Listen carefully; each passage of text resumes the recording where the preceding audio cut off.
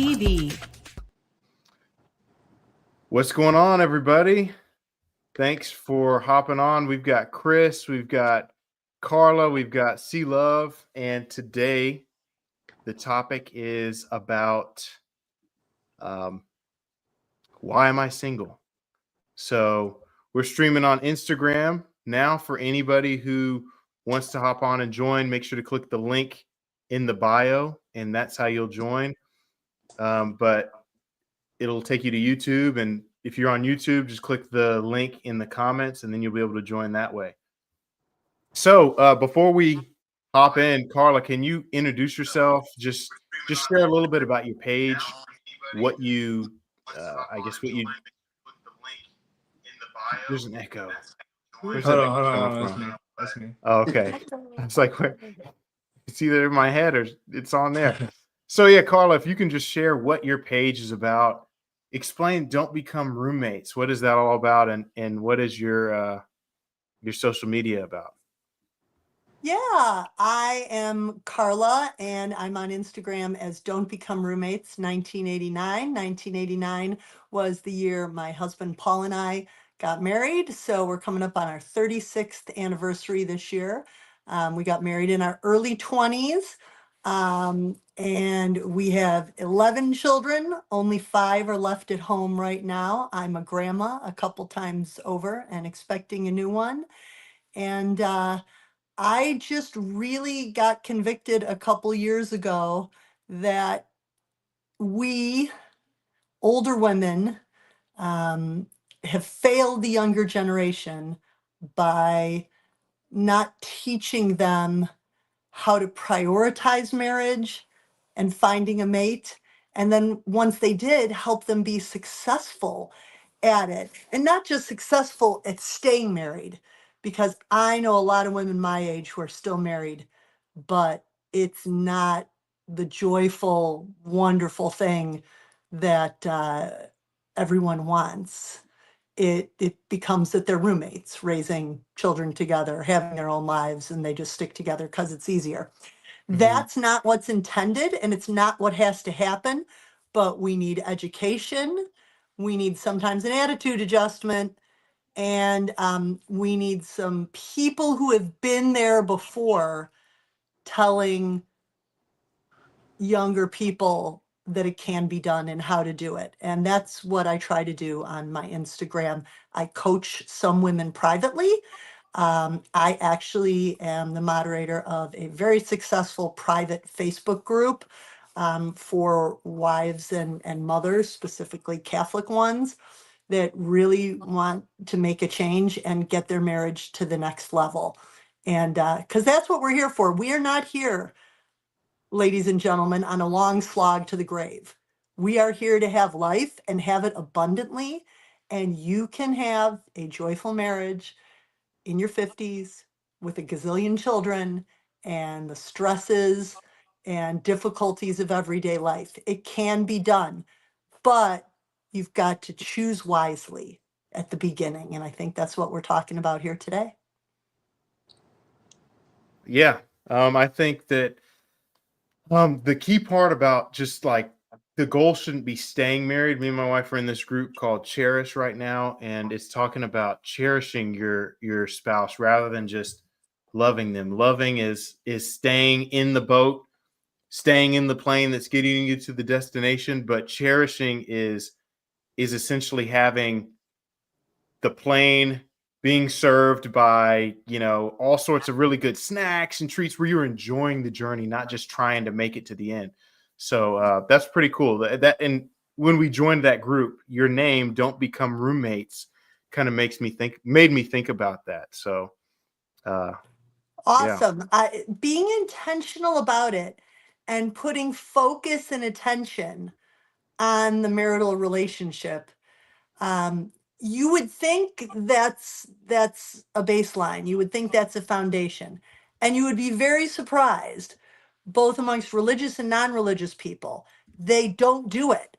Now, they don't do it for different reasons.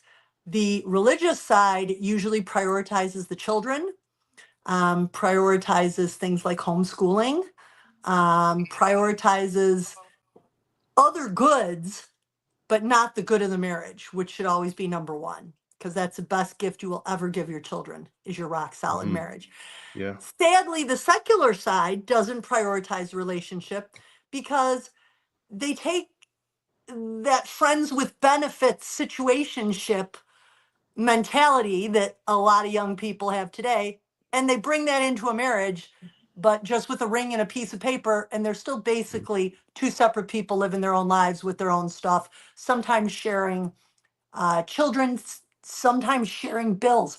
The saddest thing I saw on social media the other day was a woman asking, should she have her husband pay half the bill for the copays and the deductibles from when they had their first child?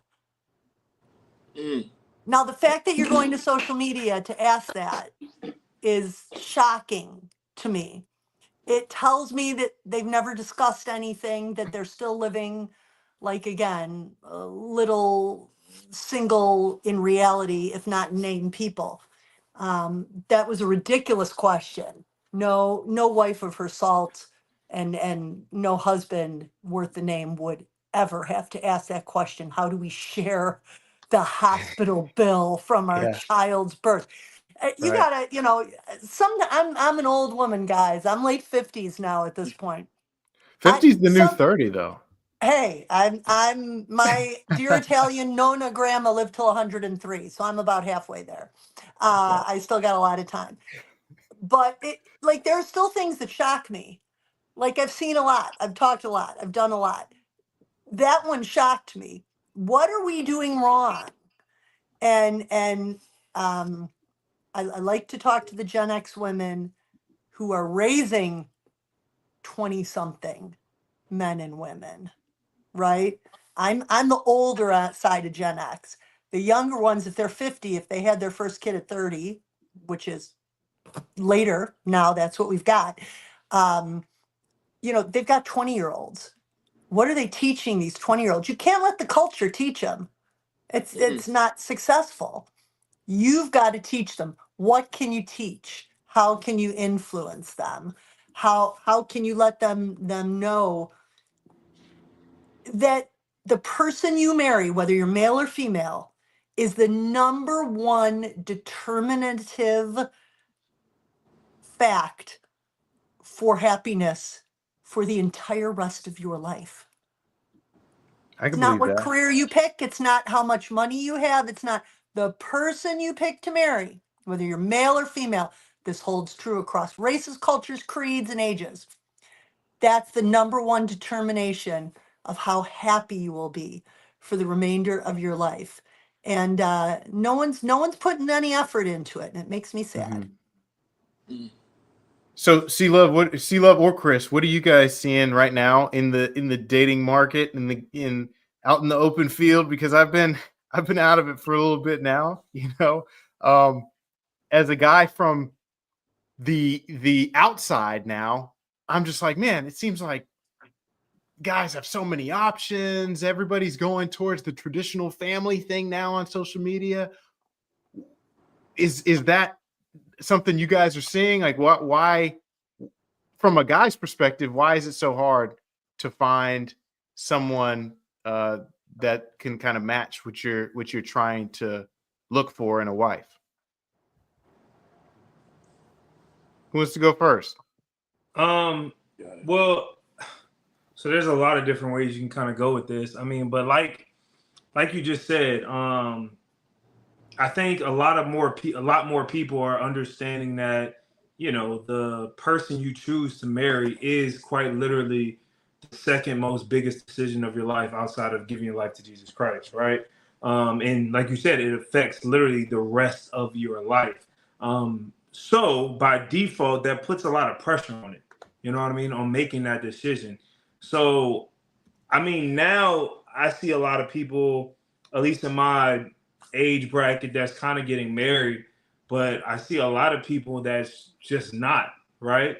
I don't know if it's just the pressure and the magnitude of not making the wrong decision. I think a lot of people are just afraid of, man, I just don't want to make the wrong decision, right? And then be, outside of God's will and unhappy and this and that. And I think a lot of people kind of fall into that, and they just never decide to get married, right? As men, there's two kind of sides to look at it, right? If you look at it kind of from an unbiblical side, um, there's not a whole lot of people showing you the benefit of being married, if we're being honest, right? From a man's perspective, outside of having kids, from a worldly perspective, right? Well, you live longer. Statistically, Huh? you live longer and you make more money. With what? Being married. Oh, I need to see them statistics. That's Yeah, not what people. Yeah, That's not yeah, what they a lot won't. of They people are won't. saying. Yeah, They won't don't show that, but They that's don't true show though. that, but that's true. Yeah, they definitely Yeah. don't show that. And then on the other side, obviously, you know, the benefits of marriage from a Christian, faith-based standpoint, right? Which has a whole lot of benefits. But I think even in that standpoint, now you have to deal with, okay, man, I got to make sure I marry and I choose the right woman, right? That has all the ingredients. But even with that, it's like, well, God's not going to give you a finished product, right? Man or woman. He's not going to give you 100% of everything you need. So now it's like, okay, what do I really need? And what's the 80% that I can absolutely do with? And what's the 20% I would like, but I can still do without and make it work, right? Kind of figuring out what that is, I think also gets a little hesitation on, just jumping in and getting married. So it's that whole this whole dating aspect. It's kind of rough out here. I'm not even gonna lie to you. Do you have anything to respond to that, Carla? I know that's from a guy's perspective, and you kind of specialize with women, but is there anything? Well, I like the analytical. I like the analytical side. I'm a big fan of the Pareto principle, the 80-20 rule. I think it kind of holds up. But it presupposes that a guy does the mental work and spends some time thinking about what is the 80% that is really, really important to him. I think a lot of men don't. They have a whole, like many women, they have a whole list of things they want, but you're never going to get 100% anywhere. So you do have to spend some time as both a young man and a young woman thinking, what's most important to me in a spouse? And number two, the Christian perspective is that your spouse, the job is for each spouse to get that other one to heaven. Okay? Mm. If they were perfect, there wouldn't be anything to refine in you. Okay? You can't get a perfect one. You Right. have to get a flawed human, just like you're a flawed human. And yes, there is a lot of analysis paralysis going on out there. And sometimes it's just a leap of faith. The problem with analysis paralysis is it pushes both men and women past a point where they are naturally optimistic, unburdened by past trauma, Yep. and for women, where their best years of childbearing are gone by. I get it. You guys don't have that problem, but you do have. There is, I will tell you, a young woman looks at a 40-year-old guy and goes, why have you not been married before? Something must be wrong. You must not be that great, because someone would have thrown herself at you and you would have picked her. You could be the best guy in the world, but you're going to have that look. Why is it taking so long? Mm-hmm. So there's a balance there. You should be able to take some time and really buckle down and be like, what do I really want? What's important? Can I find, work? The way we work is rough. Christopher and I were talking before we got on camera here. He's an attorney. How many hours you work in a day, Christopher, on a regular day? Whole How lot, many and hours not you even- billing? And that's not even included all the extra stuff I do. So yeah. I know. So how do you have the time to dig in, to spend? You have to make it a priority. And for most men, because they don't have that biological push going, God, I have to do this soon, because they don't, Um, it's just too easy to put it off and put off. I'm too busy. I'm too busy. I'll prioritize these other things. I think this is a huge mistake my generation made, is telling young people, don't prioritize marriage and family. You got plenty of time. Get your career right. Do your fun stuff. Travel. Do your this, do your that. All that gets is a bunch of people in their mid to late 30s going, oh my God, what happened? What happened? Ah, I missed my 20s. I mean, they were fun, but like, I didn't make progress on the number one thing that is going to give me the best quality of life, including upping the amount of money I make, upping the time I live, children being the biggest legacy you can live. You're going to be too tired at a certain age, even if you can still physically have them. So instead of having 4 children, you're going to have 1.8 children. Like, there are consequences to everything. And we Speaking of kind of that, lied about that.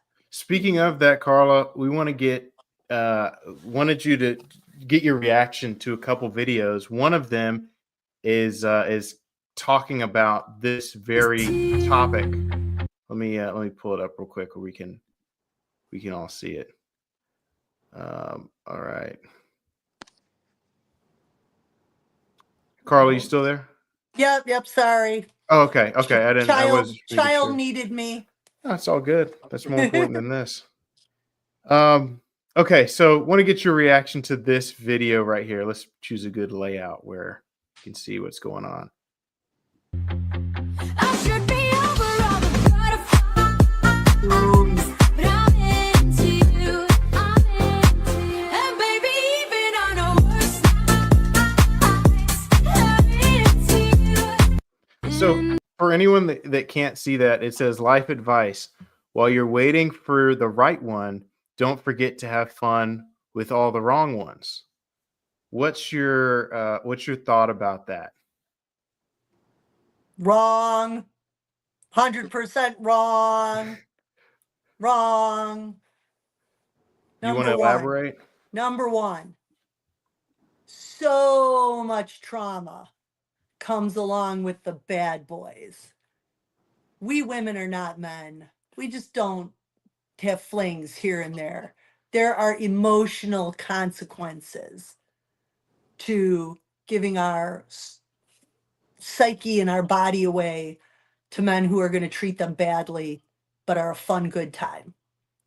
Okay? They can say they're not scarred by it, and I don't believe it, because methinks the lady doth protest too much.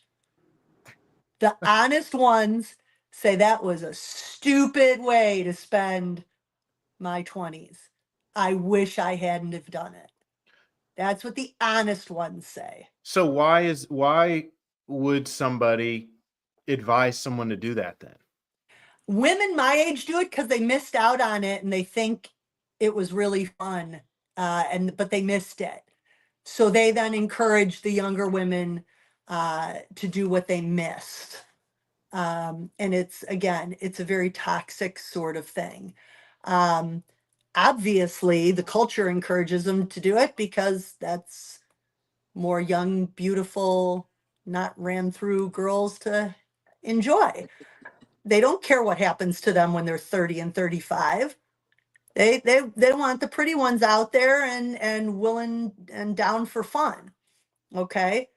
But what they don't know is when they're 35 and their ability to bond is impaired, and when they have a good man looking for them and he sees that on their Instagram and he hears a story, like, he's going to cringe.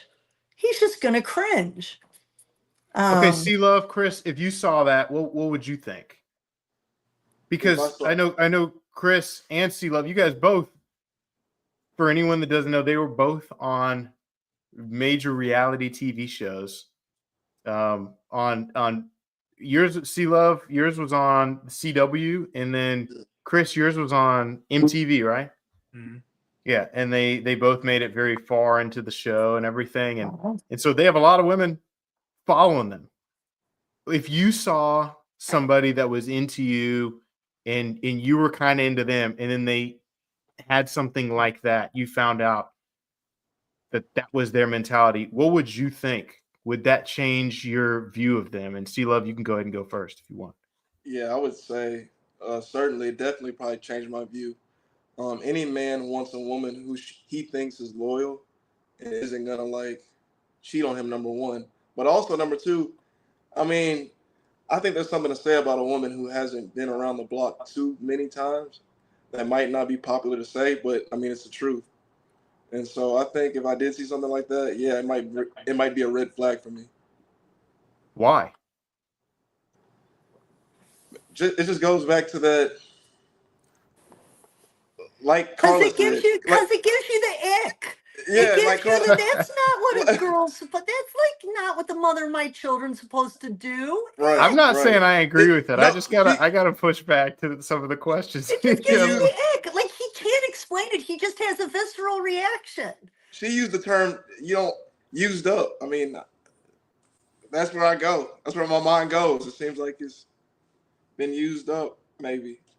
I mean, I wouldn't even say my mindset or my perspective of that woman has changed because, like, for me, there's so many, especially now, like, there's so many levels you got to get to for me to even get to the point where I may pursue you, right? And I mean, like, really pursue you. So if I see something like that, it's no Next. love lost because I'm just Next. like, okay, Next. like the next one, right? You know what I mean? Because like you get to a point, especially when you're a man and especially when you're kingdom, especially when you're trying to find that wife, right? You praying for it, right? To where there's certain things you're just not even willing to accept at this point. You know what I mean? Well, Like not even try to mold or multiply or cultivate or anything like that. So if you see certain things about their mindset, how they live their life, how they think, how they portray themselves, it's just like, no, I'm good. Like, you know what I mean? Like, I'm just not even gonna give you that type of energy, even if maybe the flesh part of us must be like, oh man, like she looks the part, but then she doesn't have this or that's what I'm finding a lot. Like, there's so many women. It's just y'all and people might kill me. I don't know, but it's like it's always like missing something. Like, you know what I mean? Like they look the part, but then there's no spiritual maturity, right? Right. Or they're not focused on the kingdom, or they want you to just sponsor and pay for everything all the time, 24/7, and they just have a worldly mindset, or they think all the right things, right? They're on the right level spiritually. They know, but then they don't look the part, right? And they're not taking care of their body, and they're not doing those things that obviously as men you want your woman to be aesthetically pleasing as well. So it's just like man, it's like I can't find both, right? And then there's another times when you do, right, and do put yourself out there and you do, give it your all, and then it don't work out, and it's like, dang, well, I don't look at it as necessarily wasted time, but it's like, man, now I just spent all this time, effort, energy pouring into this one person, and it didn't turn out how you wanted it, and you kind of look at it like a failure, and it's like, man, for that next one that may come around, she gonna have to be, but you don't want to be like, oh, she got to be perfect, right? But Right. it makes you think, nah, that next one gonna have to be something serious for me to even do that. Let me ask you all this question. Do you think that there is a statistical difference in our society and our culture of men being ready to be married versus women being ready to be married? Or do you think it's even, like half of women aren't ready and half of men aren't ready? Or do you think who do you think has more adjusting to do in Can a I be marriage? honest? Yeah. And this is Yeah, what that's I what I see want from to know everyone's opinion. Yeah. from a single man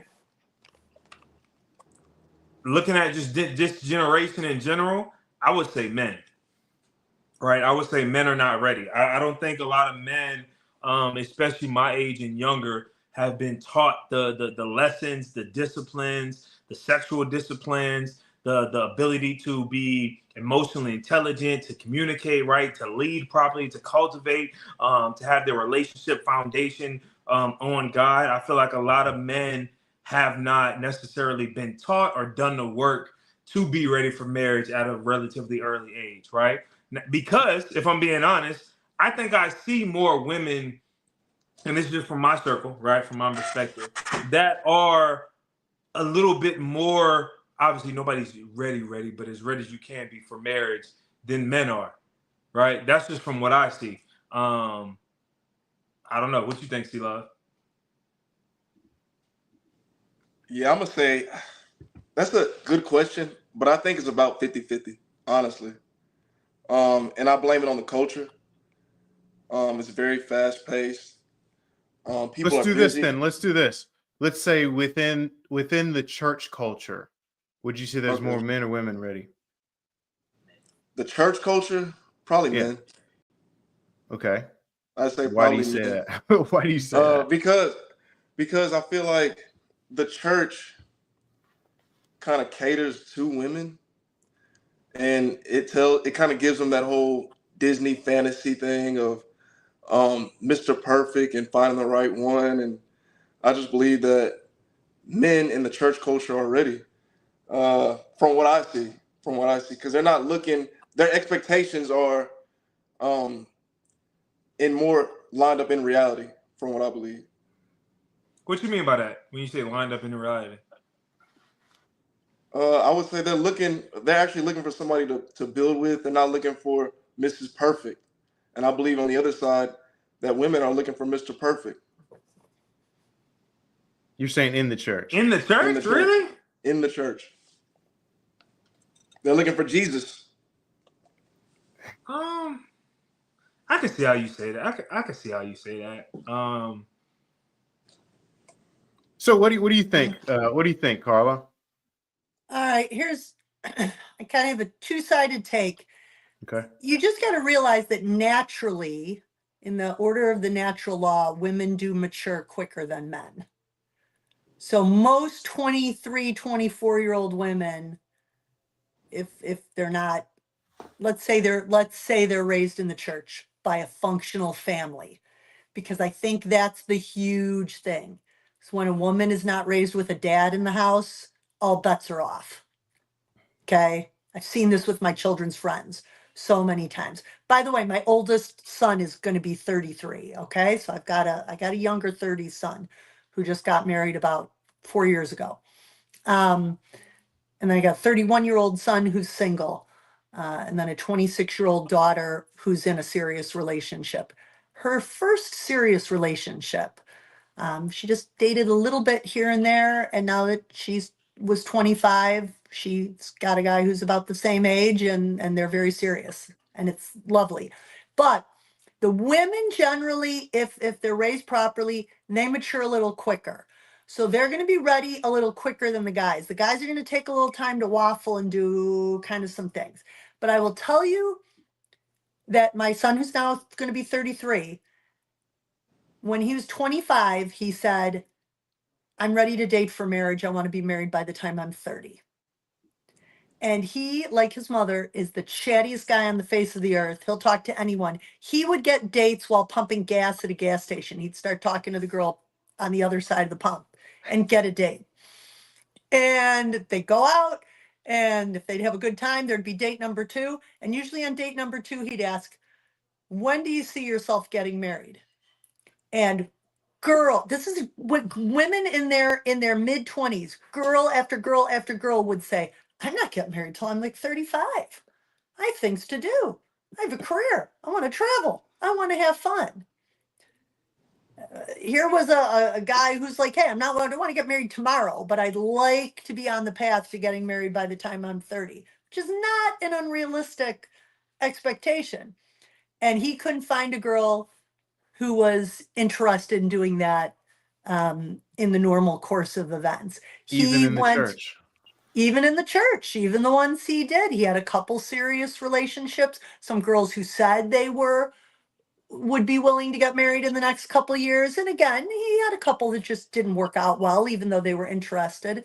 But he then went to online religious dating, Catholic Match specifically, to find a woman who is on that same trajectory. Let's date for marriage. And again, it took a couple.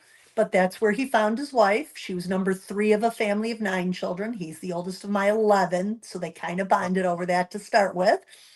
But like, he was very specific about what he wanted. Dating just for the heck of it, I think, is a horrible idea, mostly for women.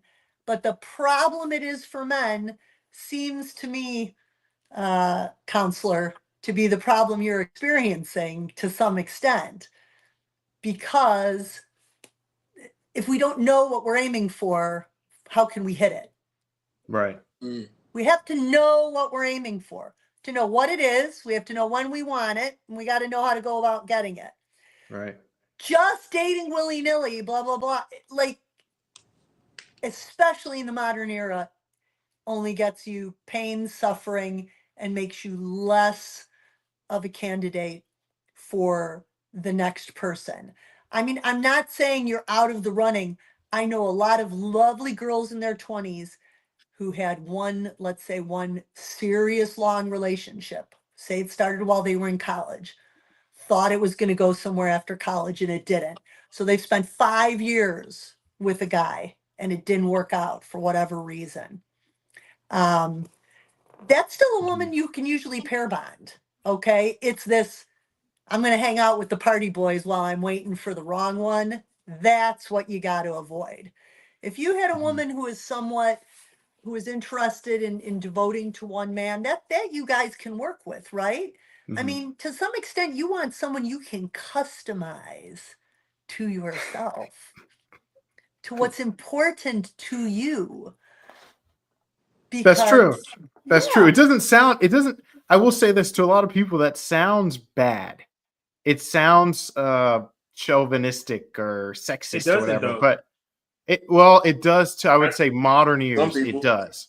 I think when you understand like the kingdom and your role as a man, and you was created to cultivate everything around you, whether that means your environment, your household, your children, and including your wife, like that's literally the call on your wife, the call on your life, right? Is to mold her, to wash her with the word, and to cultivate and bring out not necessarily just the woman that you want, but the woman that God calls her to be. Right, that's part of your job, is to bring those things out, right, and to be able to teach, and that's why women, I believe, women love men that can teach them things, right? Hopefully it's good things, right? But women love that, right? They're attracted to that when you can kind of, whether it's spiritually, mentally, physically, financially, when you can help mold them into the best version of themselves that they can be, right?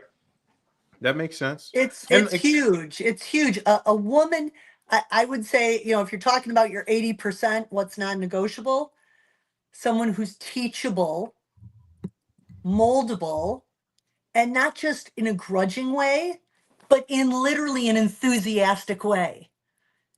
Tell me, I want to know. I'm excited about how you think we should do things.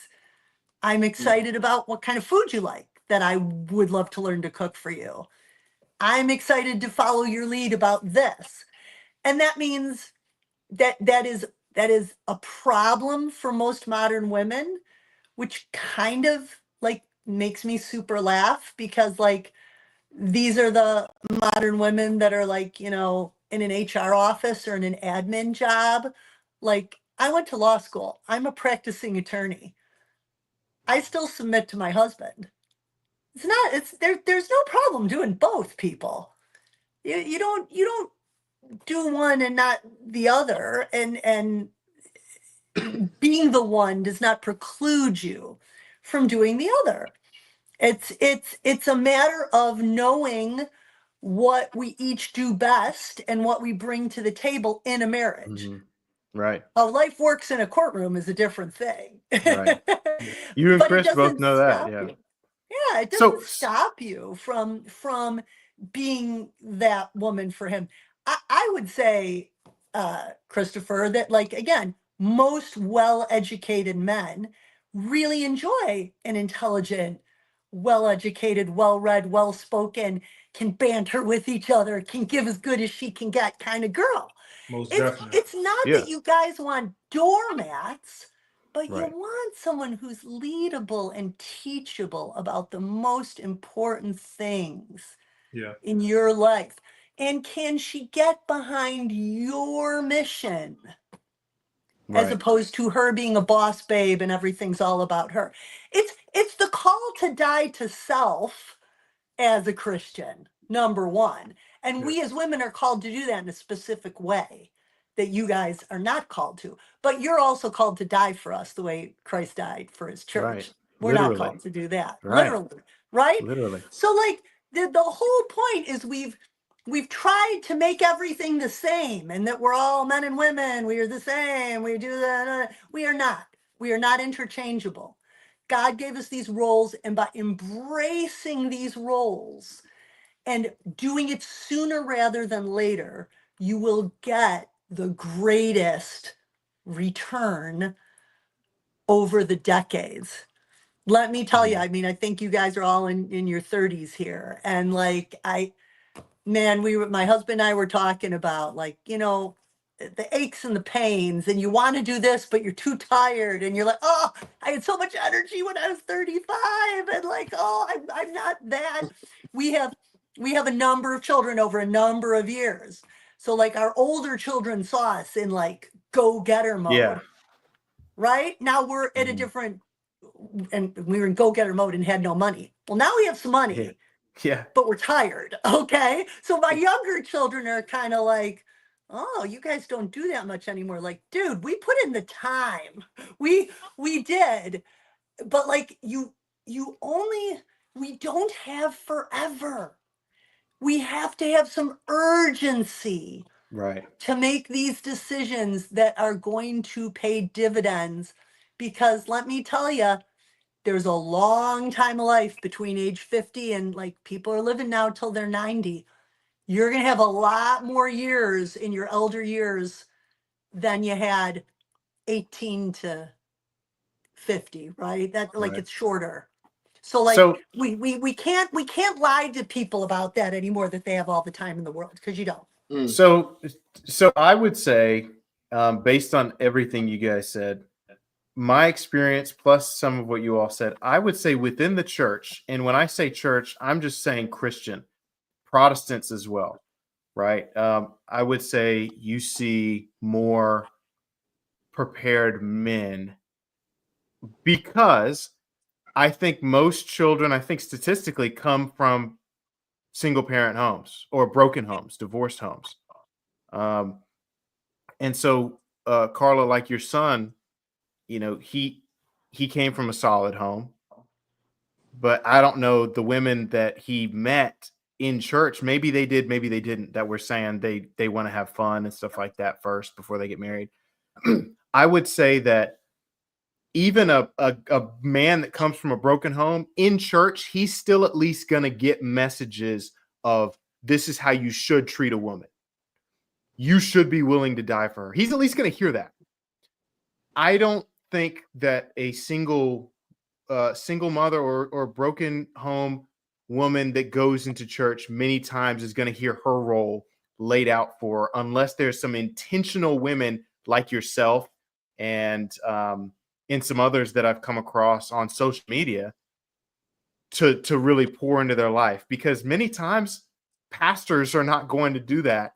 And most Christian, I don't necessarily know about specifically the Catholic denomination, but I know Protestant denominations, majority of churchgoers are women. So it's the women bringing the family to church. And I think a lot of them are afraid to talk about some of those things, which leads to the next video that I want to get your guys' perspective on real quick. I got a little pushback on that too, Zach. Okay, go ahead. Let's push back before we So share like, this video. I see what you're saying, that, okay, you may have that experience, or you may get those messages, I Mhm. guess, aimed towards men of, okay, this is what it looks like, this is what you need to be. Right. But I think there's a big difference, a huge difference in getting a message in a sermon on maybe a couple times a year versus actually being discipled to learn these lessons, to be able to apply these things in my life, right? I agree. I think, yeah, I think that is, right? I mean, we can go on YouTube and just find things that talk about your man and what your role is in X, Y, and Z. But just because I you agree. hear that, if you're not actively being discipled by a man that has done that and that's doing Mhm. that, right, in a loving marriage, Right. then it don't mean nothing, right? I That's like agree. saying, hey, Zach, we can go and we can find, Footwork King and look at some Right. drills Look all at some day. drills. But if I get it. if he's not teaching you, it don't mean nothing.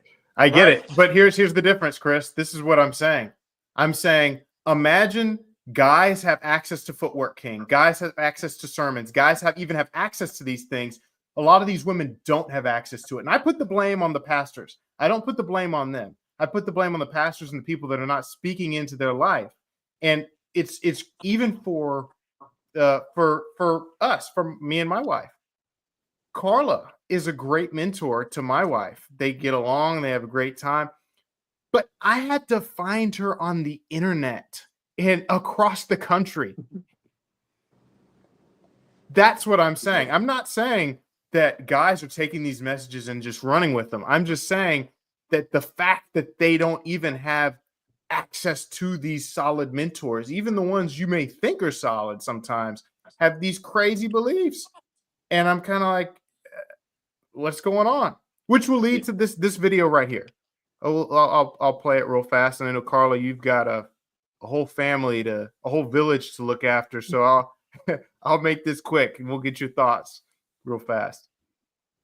Something that I think was probably the biggest contributor to the breakdown of the marriage is that I never could relax and trust him. I always felt like my grandmother told me, you always look out for yourself. You never allow someone else to be in control of your destiny, because a man will leave or a man will take advantage of you. You know, my grandmother was married 3 times. She, divorced all 3 husbands. And, I was in love with him. That was my pop. And his wife at the time, his ex-wife, took him to court to get more child support, because my grandmother, was a good earner. She worked for the post office. She made good money. And at the point that her check was compromised, my grandmother divorced him immediately. She's like, he got to go. So that was my background. And it was like, men are not a necessity and you never rely on them completely. And so that was how I was raised. My mother was single. I never saw my mother in a... Man. Sad. Yeah.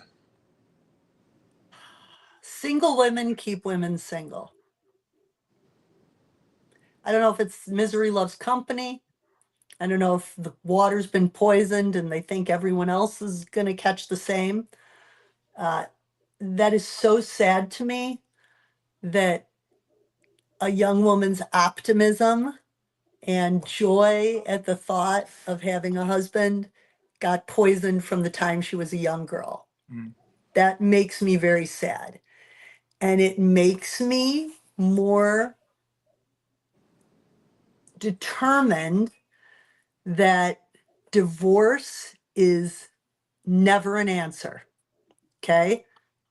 It's never an answer. Yep. I have a friend who wrote a book called Impossible Marriages Redeemed. She took a bunch of stories from a bunch of people whose marriages were ready to end, and they stuck it out, and there ended up being an ending. I will share personally, my husband his parents were married till the day his dad died. And he was very abusive. He was alcoholic. He beat them. And the mom tried to leave once and she came back, and she decided to stay to protect her boys. She figured, at least if I'm there, I'll see what's happening and be able to help them. And she raised 3 phenomenal men and took care of that guy when he got cancer before he died. And on his deathbed, she whispered into his ear, I forgive you, John. I know it wasn't the real you. He was in the Battle of the Bulge as a 19-year-old in World War II, right? Wow. They didn't use the words PTSD back then. They didn't realize what that stuff did. Mhm. All she knew was when he came back, he was different. She still married him.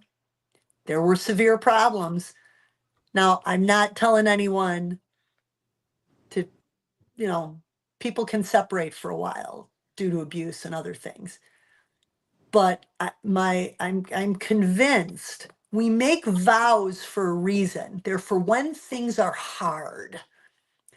99% of the women who are out there are not divorcing because he's smacking her around every weekend. That's not how it works. They're mad about the money. They don't like the way he doesn't listen to her. She doesn't think he does enough with the kids. Everything's on her, the mental load, blah, blah, blah, blah, blah. Number one, women are wimpy these days. We are wimps. What our grandmothers and great grandmothers had to go through, well, maybe not that woman's grandma, but my Italian Nona, the things she had to go through, that was a tough woman. And she showed the value of hard work and of commitment. And the commitment is the prerequisite. It's the bottom level to reaching the heights of a fully joyful, the best part of my life marriage. But commitment, no matter what, that's the rock bottom bedrock. So that's what the modern culture, that's what Satan's trying to do. Let's get rid of it. Commitments, whatever it is, whatever you want. If you don't feel like it today, it's a Tuesday, it doesn't matter. That's not how this works. And again, I get it that permanency of marriage can lead to paralysis because you don't want to make the wrong decision. But if we bring healthy younger women with not as much trauma and with a good family life, and healthy younger men, let me tell you, I'm not an advocate for super young marriage. I like to say younger marriage. Okay. I'd like for people to get together sooner rather than later because I want them to be happy. So, Right. so what would you say the age range is? I would like to see most people like in the years after college. I think like 25-ish is great. You should, but if you haven't found someone organically by 25, you should start focusing like a laser on finding someone, especially if you're a woman. If you're a guy, you get a little extra time. You guys get more time. You take a little longer to finish. The money stuff is important for you guys. We appreciate you guys taking care of the money stuff. On the other hand, there is nothing like having a woman and a couple kiddos to like make a guy shoot off into the stratosphere. Yeah, Nothing makes somebody a knows about man's that. income take Yeah. off like having a family to support. So I think all of this, oh, we're just going to live together until we get married. Number one, BS. If you're living together, that's exactly the same amount of money you'd be spending if you're married.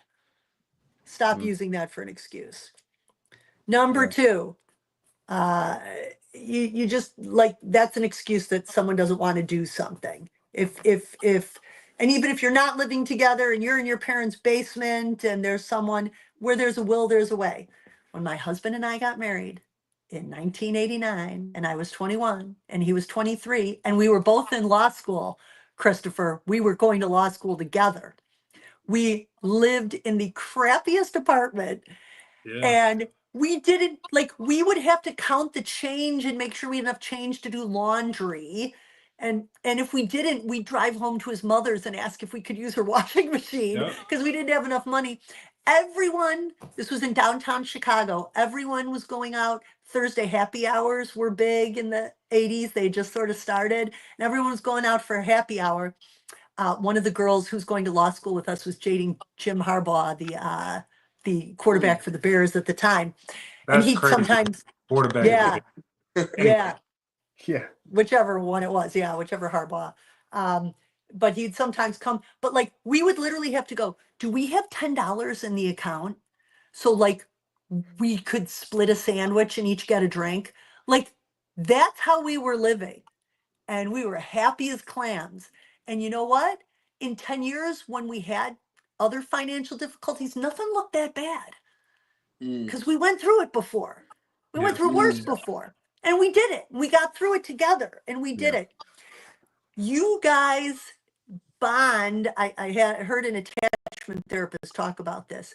Men bond best with a woman when they are solving problems together, when they are on a quest, when they're working on a project, when you're doing, that's why, women are like, can't we just talk? And men are like, how about we do something? How about we do something together? Mhm. And because we bond by the words coming out and seeing how you react. And again, women, that's how women do it amongst themselves much more often than men. But the guys, they want to do an activity together. That makes them feel so much closer than just sharing words. I want to share a physical action activity. I want to reach a goal together. I want um, to put together, like we're going to climb that mountain together and we're going to have a quest together. And there's no quest better than that of marriage and raising a family together, especially when it's a little bit hard. There's kind of something to be said, like if there's not, if there's a lot of money already, like where's the fun in that? Then you're going to get you some gold diggers that Yeah. are just after the money. My husband didn't have any money for me to be after. I loved him for himself. This engagement ring on my finger was purchased by baseball cards that he sold. He had Wow. started collecting baseball cards when he was 10. And I'm like, I don't want you to sell your baseball cards. He goes, no, those are my investment cards. I purposefully bought cards as investments when I was 10. He still Wow. has every White Sox baseball team going back to the tobacco cards his dad had from 1935. He's got Dang. every Chicago team. So like, listen, it's a quest. It's an excitement. Women, don't sit and wait at the finish line for a guy. Guys, you don't have to be rich to get married and have a girl. In fact, it's better if you make her struggle a little bit along with you to get to that point together. That's kind of the last thing I kind of want to Mhm. say about, that video, is that there's an idea that just like you fling people around and you do this. No. You are building yourself as a better human being. You're trying to follow the Lord better. And the means he gives you to do that, for most of us, is within the purview of marriage and family. Yeah. Hmm. Yeah, I think Hey, you raised a good point about just how, people like yourself were getting married and getting together when we didn't have much, right? And it seems like today the culture is pushing us more toward, okay, nope, the man needs to be here until he's able to date and marry, or else the woman won't find any value in you, right? And so it's just like, if I'm a man, I'm making X amount of money, and the culture is telling me I need this amount of money. By the time I get there, the culture is also telling me, well, you got all these options now because you have this amount of money. So it's like, why get married at that point? Like, I could just date around, right? It's just, I think that's the lost thing about just coming together, when you don't have much. I think there's a lot to say for that. yeah. But I think also, like, just especially addressing that video, man, and I don't think this is talked about enough. That woman there that was saying her piece, right? That's a stronghold, right? Like that's the stronghold she got from watching her parents or her grandparents or whoever that was live their life, right? So she was taught, okay, I gotta always look out for me, right? And if we're being honest, that's not kingdom.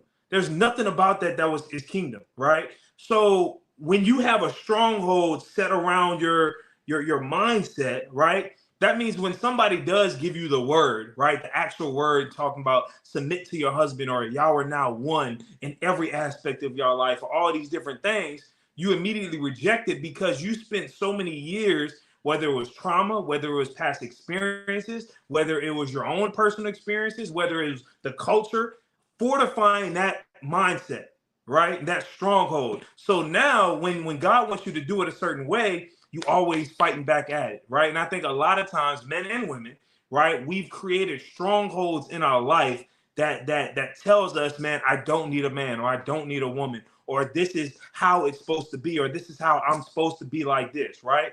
And we got to break those strongholds down, right? Like that's the only way we have a chance at having a successful marriage and in passing down good blessings to our children and children's children, right? Is by first saying, okay, what do these thoughts that I'm having in my head, right? About relationships, about finances, about anything, where is this stemming from, right? Is this coming from kingdom? Is this the Bible, or is it culture? Or am I jaded because I had a bad experience that's now teaching me to do everything differently, right? You got to first recognize, where is this stronghold over my life? And then you got to respond with it with the word, right? You got to use, literally, it tells us in the word that the word is used to tear down strongholds.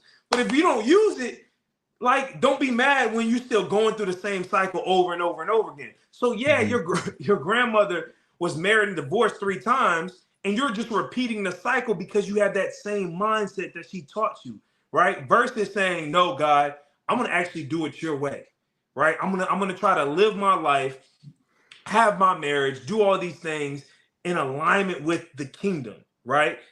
Are you going to have to die to yourself? Best But believe it. someone's got to speak out. Someone's Yeah. got to be the one to say to that girl, yeah, your grandma did you wrong by telling you that. And if Yeah. that's what you're doing, you got to stop.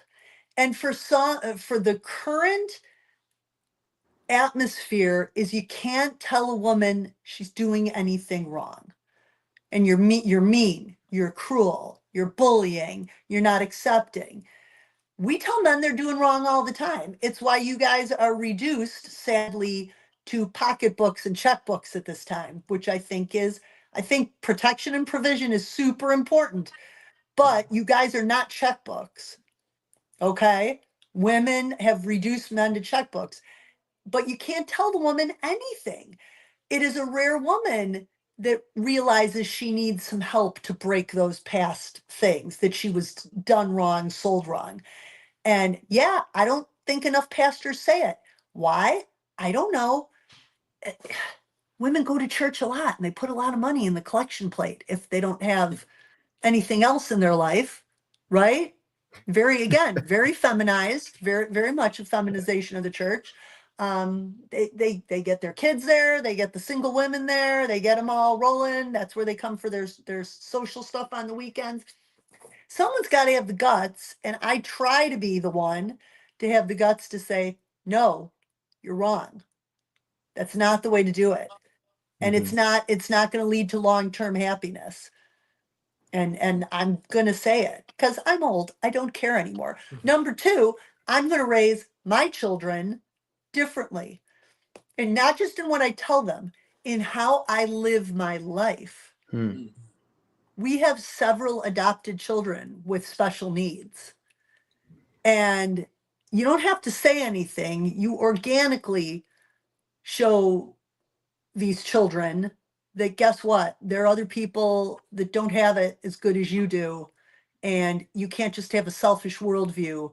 We've got to help each other. We're all here to try to make each other's lives better.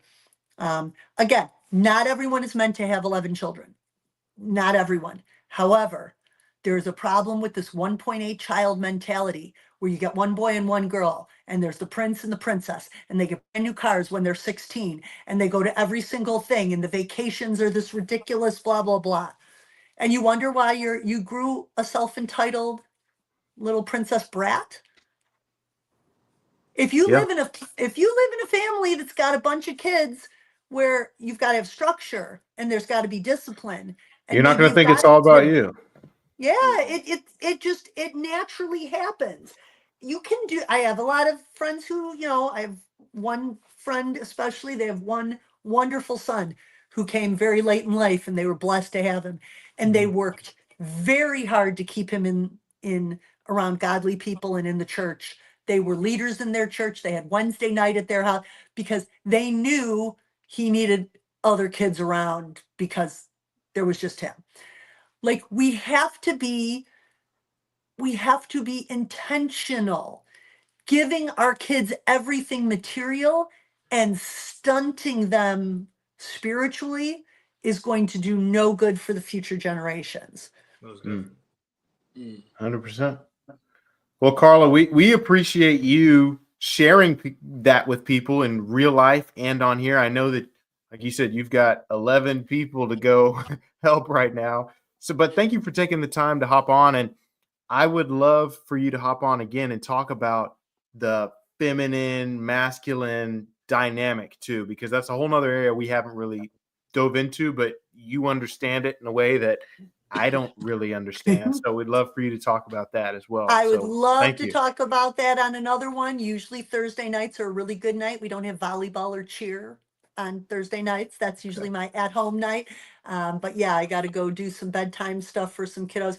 It's fantastic to talk to you guys who really are spending some time and effort to think about these things, not just for yourselves. And of course, you're called to do that because you're going to be called to be the priest, prophet, and king of your own homes, but to help younger people, younger men, younger women, like see that their the progress can be made. And sometimes it is a little, it can feel a little abrasive at first. And sometimes I get some women that think I'm a little much at first. And all the time later, we become best friends. And they're like, I can't believe I thought you were a little bit, you know, you were a little too much at the beginning and you were kind of a little mean and you were a little like, I'm not mean. I just like, I'm very blunt. I say things. We don't have a lot of time. We don't have unlimited time. We could be gone. The Lord could call us again. It's bad for me that I had that 103-year-old grandma who lived in her own house until she was 101, sharp as a tack. I think I have unlimited time. I don't know. I could step outside tomorrow. I couldn't have time. We don't have time. We need to make the best we can of this life from a natural point of view, and we can do better with that. But I really like the emphasis on the spiritual point of view that can't be neglected. And I always really appreciate when men lead in that regard. So thank you for that, gentlemen. I just want to say thank you for the knowledge and wisdom that you bring every time you come on. You know, we really appreciate that. And you bring a lot of balance to the conversation because, you know, I mean, in the culture, you hear a lot of this argument between back and forth between men and women, but it's people like yourself that bring balance to it and a more of a realization and a reality to what's actually going on or what should be going on. We're better together. We're better together. Have a good night, guys. Thanks, you. Carla. Thank you. So guys, there's still 2 more videos I want us to kind of react to. And if anyone is watching in the comment, you can click the link. If you're on Instagram, click the link in the bio and you'll be able to come on and call in just like Carla did. And if you're watching on YouTube, you can click the link that's in the comment section highlighted there and you can hop on as well. But this video right here,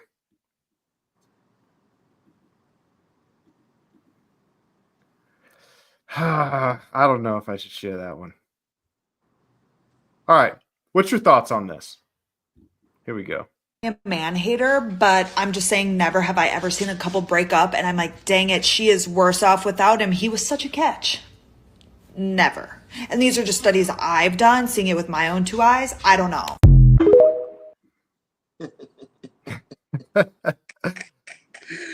Thoughts? What are your thoughts? I mean, that's from a very limited, I mean, like she said, it's just from her perspective. So It blew up. It got a bunch of views.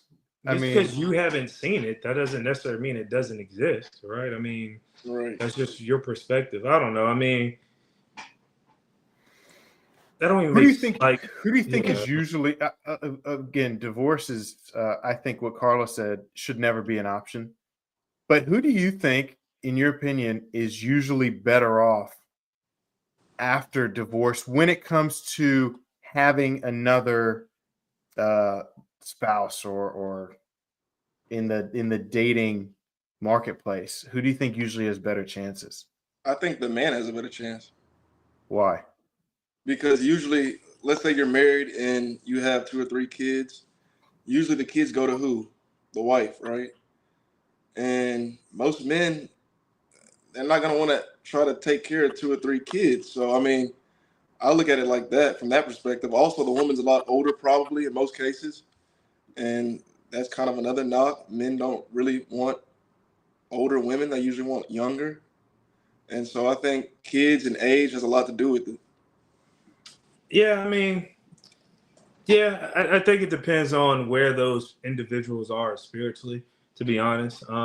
Whether it's a relationship or whether it's marriage, I think you're going to do as good as you're going to do where you're at spiritually, right? Because if we're being honest, you could, as a man, you can go through like a divorce and be like, nah, bro, I'm just about to wild out and do my thing now, right?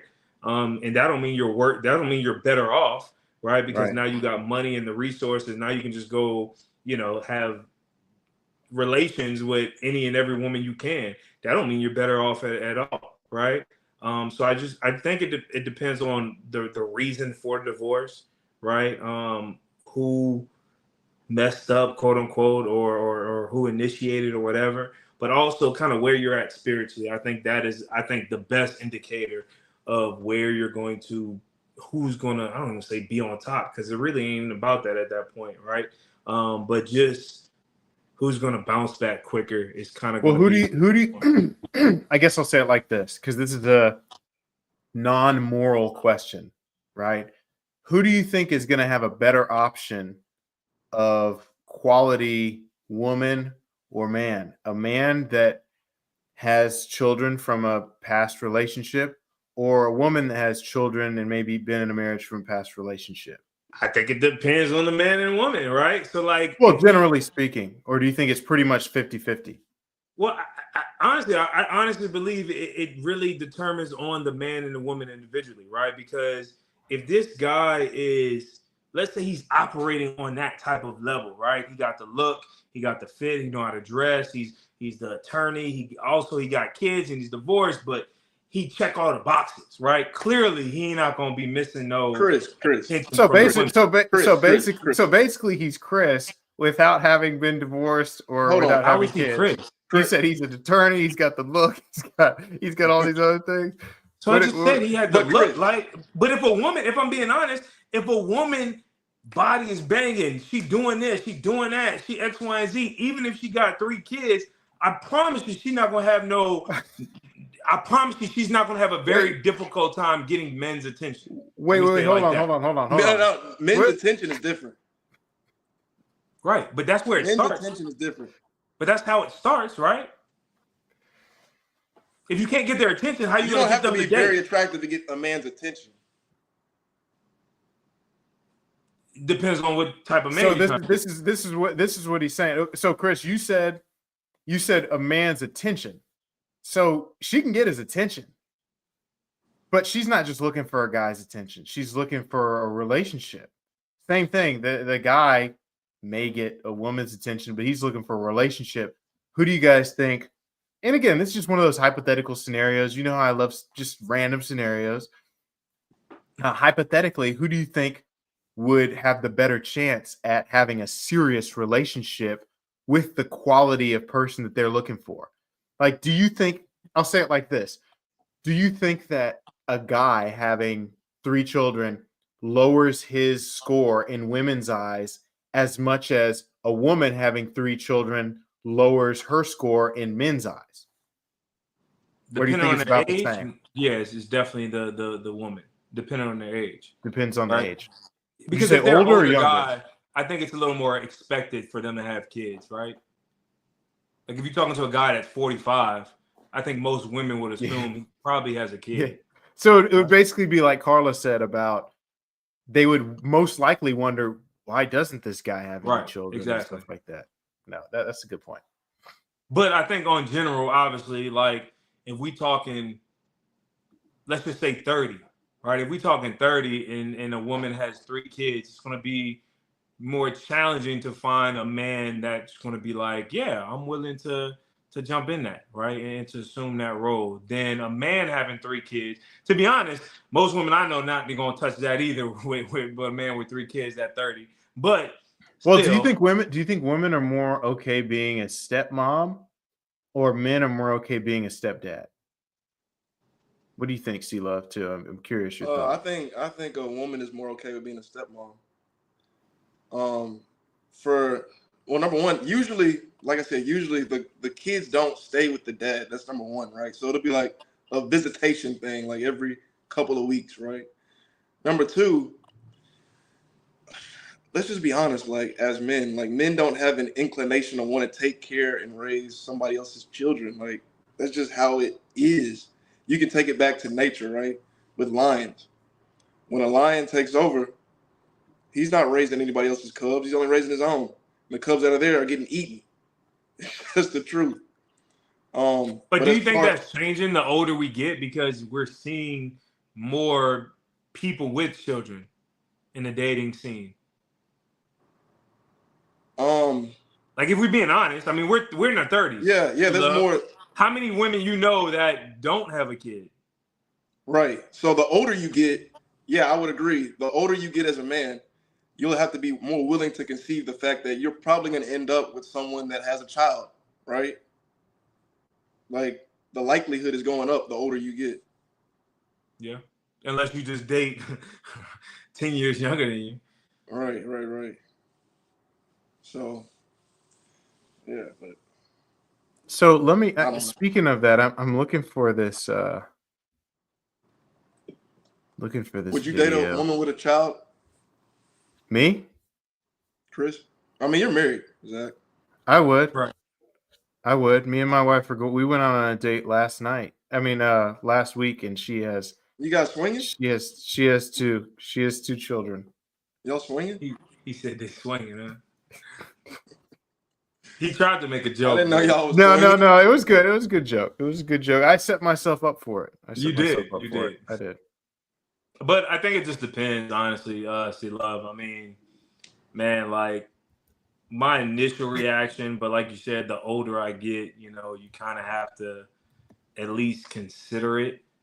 But man, that's going to be one phenomenal woman, right? Because and then it just depends on the whole situation, right? Like with the other guy, with the dad, what's the like, that's just a whole. It's a lot that goes on with that situation. So I can never say never. But to be honest, bro, I'm to the point where I ain't doing none of that. I'm letting God conduct all that. I'm out the game in terms of that. Yeah, I can only date a woman with a kid if she allows me to whoop their ass.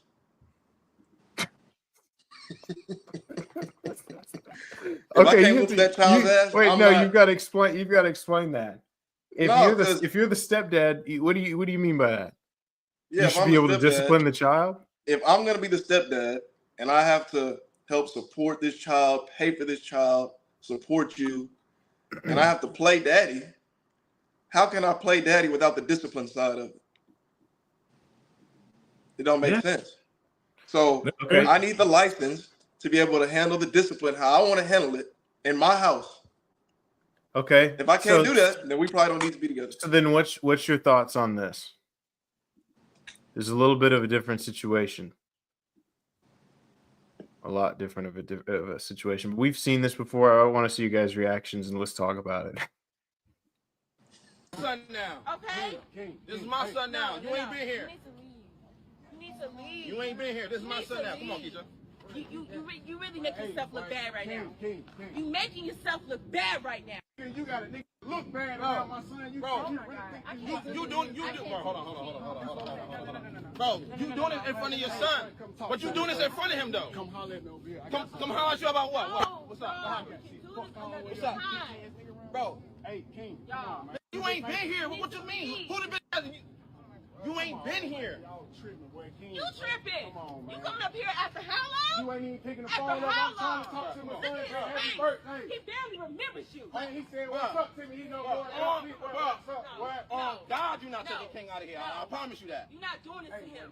You're not doing this to him. Leave. Leave. Leave. Tripping, boy. Leave. Hey, that boy know who been here. That boy know who been here for him, and you ain't been here for him. Hey, King. Leave. You call him all you want. He ain't coming out here. Hey, King. Hey, wait, come on. Hey, No, he ain't coming out here. You making this worse. Boy, you tripping, He boy. ain't My coming out son's birthday, boy, Talk for real, later. boy. Talk later. Hey, boy. That's my son now. Go Well, back to my wherever son's you was birthday, at. For real. Go back to wherever you was at. Every time you come over here with this, go back to where you was at. Go back. Okay. Yeah. So that video on the surface, I think that's wrong, man. Honestly, You think who's wrong? The dad or the stepdad? The stepdad. I think both of them are wrong. I think both of them are wrong. I think the stepdad, because you can't keep a child away from their biological parent, right? Like, I think that part is wrong. However, I don't think it's wrong if the dad has some sort of, you know, he's strung out on drugs, or like he puts the child in harm whenever he's around. Like, if it's something like that, then I think it's right. That's different, But yeah. to just keep a child from his father, I think that's wrong. Well, what it looks like to me, I've seen the full video. That was the short video, is what I could find. But they were at the birthday party, and he showed up to say happy birthday. And the mom was kind of like, "Who invited you?" And then she kind of enticed the stepdad to feel like, "Oh, this is my time to shine here."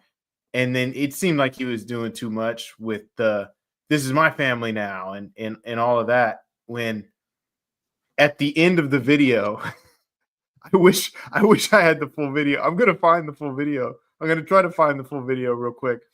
But he said, "Wait, how did he even know we were having the party here?"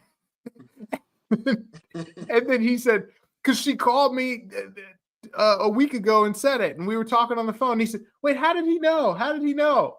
And he said, "Yes, she's still been talking to me." And I wish it would have showed that, but that was the closest. The closest. Then why one I was she could acting find. like, "Oh, you need to get out of here. You need to get out of here"? Why was she acting Again, like that? I think sometimes when you're dealing with these divorce situations and these sometimes, I don't know why, but sometimes the women almost like, it's like they want to use the child against the parent, the father, just to get even with them. Man, y'all be heavy on the women, huh? Golly.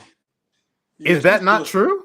She's still I mean, strong. yeah, but bro, happy. like If it's true, then No. what's the problem? y'all be heavy on the women. Like, bro, like I get that in general, right? Like I understand, you know, that there's I'm just talking about this video. This guy was like, she was talking to me and invited me over last week, and we were talking behind your back, stepdad. And Yeah, then he was but- like, "Wait, but- how did we know the party was here?" And then she just decided to flip on him at the party. right, but Jack, like we gotta stop, and I mean this generally. We gotta stop putting all the blame on the woman. Yes, do they make mistakes, make bad judgments? Of course. But at the end of the day, the buck's gonna stop with the man, right? So if you're Yeah, the of course. stepfather and you like, look, okay, he's here, you can come say happy birthday. This is your son's birthday, X, Y, and Z. This is how we're gonna handle the situation, and then we're gonna move forward, right? He didn't do that, I need though. to, and then I can explain to my the son that, okay, this is what it is, this is what it is, and this is what it is, right? Like Right. at the end of the day, I don't care if women do things, don't do things, not ready for marriage, not. It starts with us. So are you saying the stepdad should have handled it a little I'm different? saying both of the men in those situations should have handled it completely different. Both of them. What should go ahead. Chris, Stepdad- Chris, we father- gotta stop not putting any accountability on the woman. That's not our okay. That's what I'm talking about. That's not our job. Wait, Like, hold okay, on. Go If you're a ahead. leader, you do call the men to accountability, Okay, but you hold on, also hold on, have to hold call on. Let me everybody to explain. accountability. Yes. As if this is your woman in your household, yes, it's up to you to hold that woman accountable. But I'm talking about in a general sense of us as society, as men. Oh, we always got to quote unquote hold women accountable, bro. That whole Kevin, like, bro, that's not necessarily our job. Whose job we is were it? given. Hold on, let me finish. We were given to be a priest over our home, right? So if your woman is wilding out or doing X, Y, and Z, dude, that's on you. You gotta Right. start conducting your life and your environment better, right? As the man, me going on Instagram and saying that woman wrong, that woman wrong, that woman wrong. How is that benefiting anybody? So here's the question, okay? Whose job, let's just say if you're leading a church, right? Whose job would it be to hold that church accountable? Individuals in the church, regardless of their gender. I think it would The be the pastor. priests and the elders The pastor, yeah, the pastor, Yep. right? and the elders. Yeah. I don't Okay. think it's Sure. I don't think it's a one man thing because no one man can Yeah, but lead a church. there's one leader over the church, but then To a there's certain people that extent. help them. Yeah. So that's the pastor's job. So if we're looking at society in the way that God set it up, we need to be the leaders in society. Part of being the leader of society, not only being the leader of society, but part of it is to hold people accountable, men and women. Now, of course, are there people that are just holding women accountable and they're not holding men accountable? They're not holding themselves accountable and they're just holding women accountable, like the Instagram guy you were talking about. 100%. I agree with that 1,000%. But over the last 20, 30 years, maybe 40 years, there has been this movement of no accountability. And so you are seeing a pendulum swing of people that are taking it too far. And then you've got people like us that are saying, hey, let's hold everyone accountable. Everybody. And so sometimes the people holding everyone accountable still gets lumped into that category of the guy that says, we're going to hold just women accountable. Of course, the guys are the ones that are going to answer for the way things are in their family, in their home, in their church, all of these things. But if they don't hold people accountable, they are dropping the ball themselves. You get what I'm saying? I understand what you're saying, but just like how us as men, we should be discipling young men, right? Holding other young men accountable and raising them up. There should be women that do that. And if women are not doing that, then that's the problem. That's the issue. That's who need to hold certain young women accountable, the older women. It's not necessarily who teaches the older?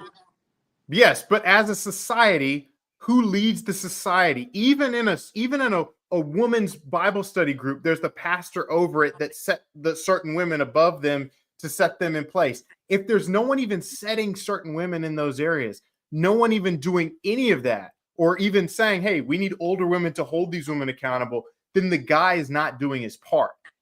Yes, it's most 100%. Yeah. But when we see certain examples, right, we have to look at the guy and say, okay, are you at your post? Right? Are you at your post? If you as the guy are not at your post, then I can care less about what the woman does because you're not at your post. It's just like, if we're being honest, go all the way back to Adam and Eve. Adam, where were you? You weren't at your post. So you sitting there telling God, oh, it was the woman that gave me this, the woman that did. When you transfer that responsibility, right, you're giving up your authority. Right? So as men, we need to be at our post, right? And what does that mean? You're overseeing, you're pastoring, you're shepherding, you're holding accountable your home, right? And then, if we're being honest, that maybe extend to your community or maybe to the football team you coach or X, Y, and Z, right? It would extend right there. But if as a man, if you're not at your post, and I mean mentally, physically, spiritually, mostly all those different aspects. If you're not at your post, and now you're seeing a woman maybe wild out or do this, I'm looking, okay, where's the man? And if he not there, okay, it's her father in jail, or he not present, or he's strung out on drugs, or he this, or he this, or he this. Now that's the issue. I'm not going to blame it on the woman all the time. And I understand what you're saying. Yes, they have to be held accountable to a certain extent. Yes, 100%. But I'm looking at, okay, where is the man and why isn't he doing his job first? Right. And if he's not, though, then what do you need to do? If you're a man, then if he's not, if you and your family are going to be affected by society, and C-Love, you can jump in too. You just got to hop in. Okay. You got to just hop in. Otherwise, this is going to be like, who's that third guy down there that's not talking at all? And, share whatever thoughts you have that we may not even be expressing. But if you are a man, right? If you're a man and you say, hey, I'm holding my family accountable. I care about my family. I care about my community because my family lives within that community. And you see something going on that can cause or influence your family in a negative way or affect them in a negative way. It's your job to stand up and do something if another guy's not doing it to a certain extent. To a certain extent. So my point is, if you see behavior that is not acceptable. And it's going to affect your family. It's going to affect society in general. Some man needs to step up. Someone needs to step up. But because here's the thing. Here's what we've turned into. Here's what we've turned into, okay? We've gone from no accountability to making fun of, butchering, and attacking to now we're going back, no accountability. At the end of the day, here's the case. God put men in a position to lead. Part of leading is holding people accountable in whatever circle you're in. And for the guy that says, you know what, I'm going to tell this woman, hey, we're not going to act that way in public.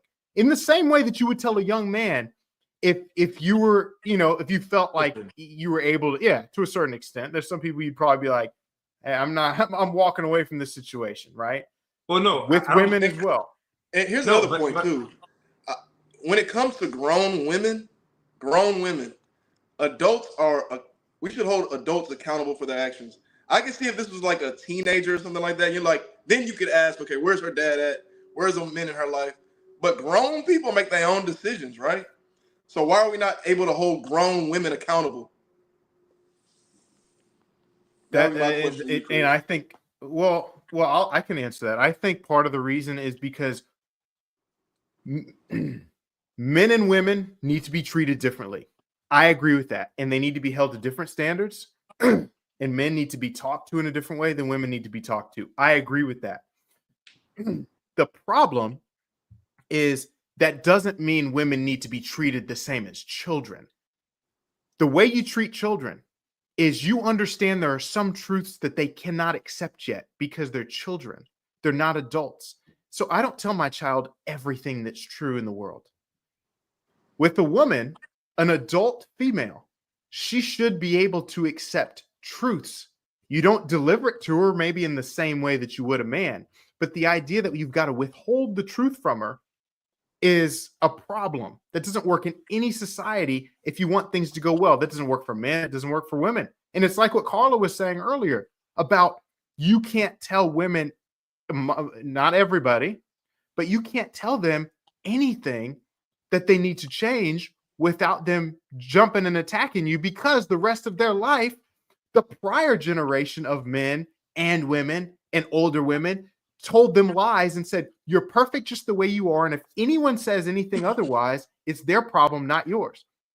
That's why you hear songs that say, you are perfect just the way you are. You don't have to change the world. It can change its heart. You're beautiful.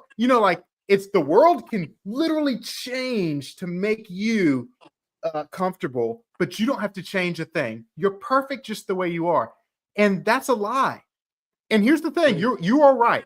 We are going to be held to a higher standard, and we're going to be held more accountable. But God did not skip over Eve. Of course not. Now, okay, hold on. And this is what I'm saying. I'm not saying that. I'm saying if you are that man in that spirit, in that environment, yes, with grace, with truth, with wisdom, yes, hold those people accountable, those women accountable. However, in order to do that, unless it's an extreme circumstance and there needs immediate action, you need to have relationship with that person, right? If me just going on the street to a random person I've never met, have no relationship, we're not in the sphere of influence, and me holding people accountable, that does nothing. That absolutely does nothing. Now, if I'm in the sphere of my influence, right? If I'm at my Bible study, if I'm in my community and I have a relationship with somebody and I see it out and I see that there's a man that's not stepping up to the plate, then yes, with grace, truth, and wisdom, yes, I need to hold that person accountable, right? I need to call them up to the person that God is, the woman that God has called them to be. It's not just about me saying, oh, I'm just going out anybody. And like I said, unless it's an extreme circumstance where immediate action is necessary, then no, that's not our call to just be saying, oh, I'm going to wave this authority around willy-nilly just because I see it popping off. No. I disagree. How you figure? Because you said that we have to build a relationship with that person to be able to even hold them accountable. I disagree with that. I How was so? listening to a guy on YouTube, huh? How so? I was listening to a guy on YouTube talk about how in his neighborhood there were prostitutes walking up and down his street while the children were going to school, right? So You the just school proved bus my would pick them point. up, huh? You just proved my point. I said that's in his sphere of influence. That's just in his community. Yeah, but he doesn't know the women there to tell them to But leave. but that's an immediate thing, and he's in that. That's where God put him. That's his post. So yeah. But if I'm okay, so let me example, right? If I'm out in Dallas, right, and I see something pop off and it's not immediate danger or nothing crazy, right? But I see a woman, yeah, you know, hey, we walking down, what's that street that everybody be clubbing at? I don't even know, but I know if I see it, right? And I see women just wilding out and fighting and doing this or just acting out of whack, right? It's not necessarily, unless there's immediate action and for somebody's safety. That's not my just responsibility to say, oh, let me hold you accountable. You shouldn't be doing this unless I have a relationship with that person. Can right? you say something? So are you saying that you wouldn't say anything? Like, hey, guys, Like I said, being an attorney, it depends on the entire situation, right? If there's danger involved, if somebody can get seriously hurt. No. Let's say it's a bad look. Let's just say that there's a group of people out there. It's a bad look, and I have no relationship with you don't have any. Yeah, you don't have any relationship with anyone. I'll give you a specific example. Okay, let's say that there's some early 20-somethings outside, 20-something-year-old men. Okay, outside, Okay.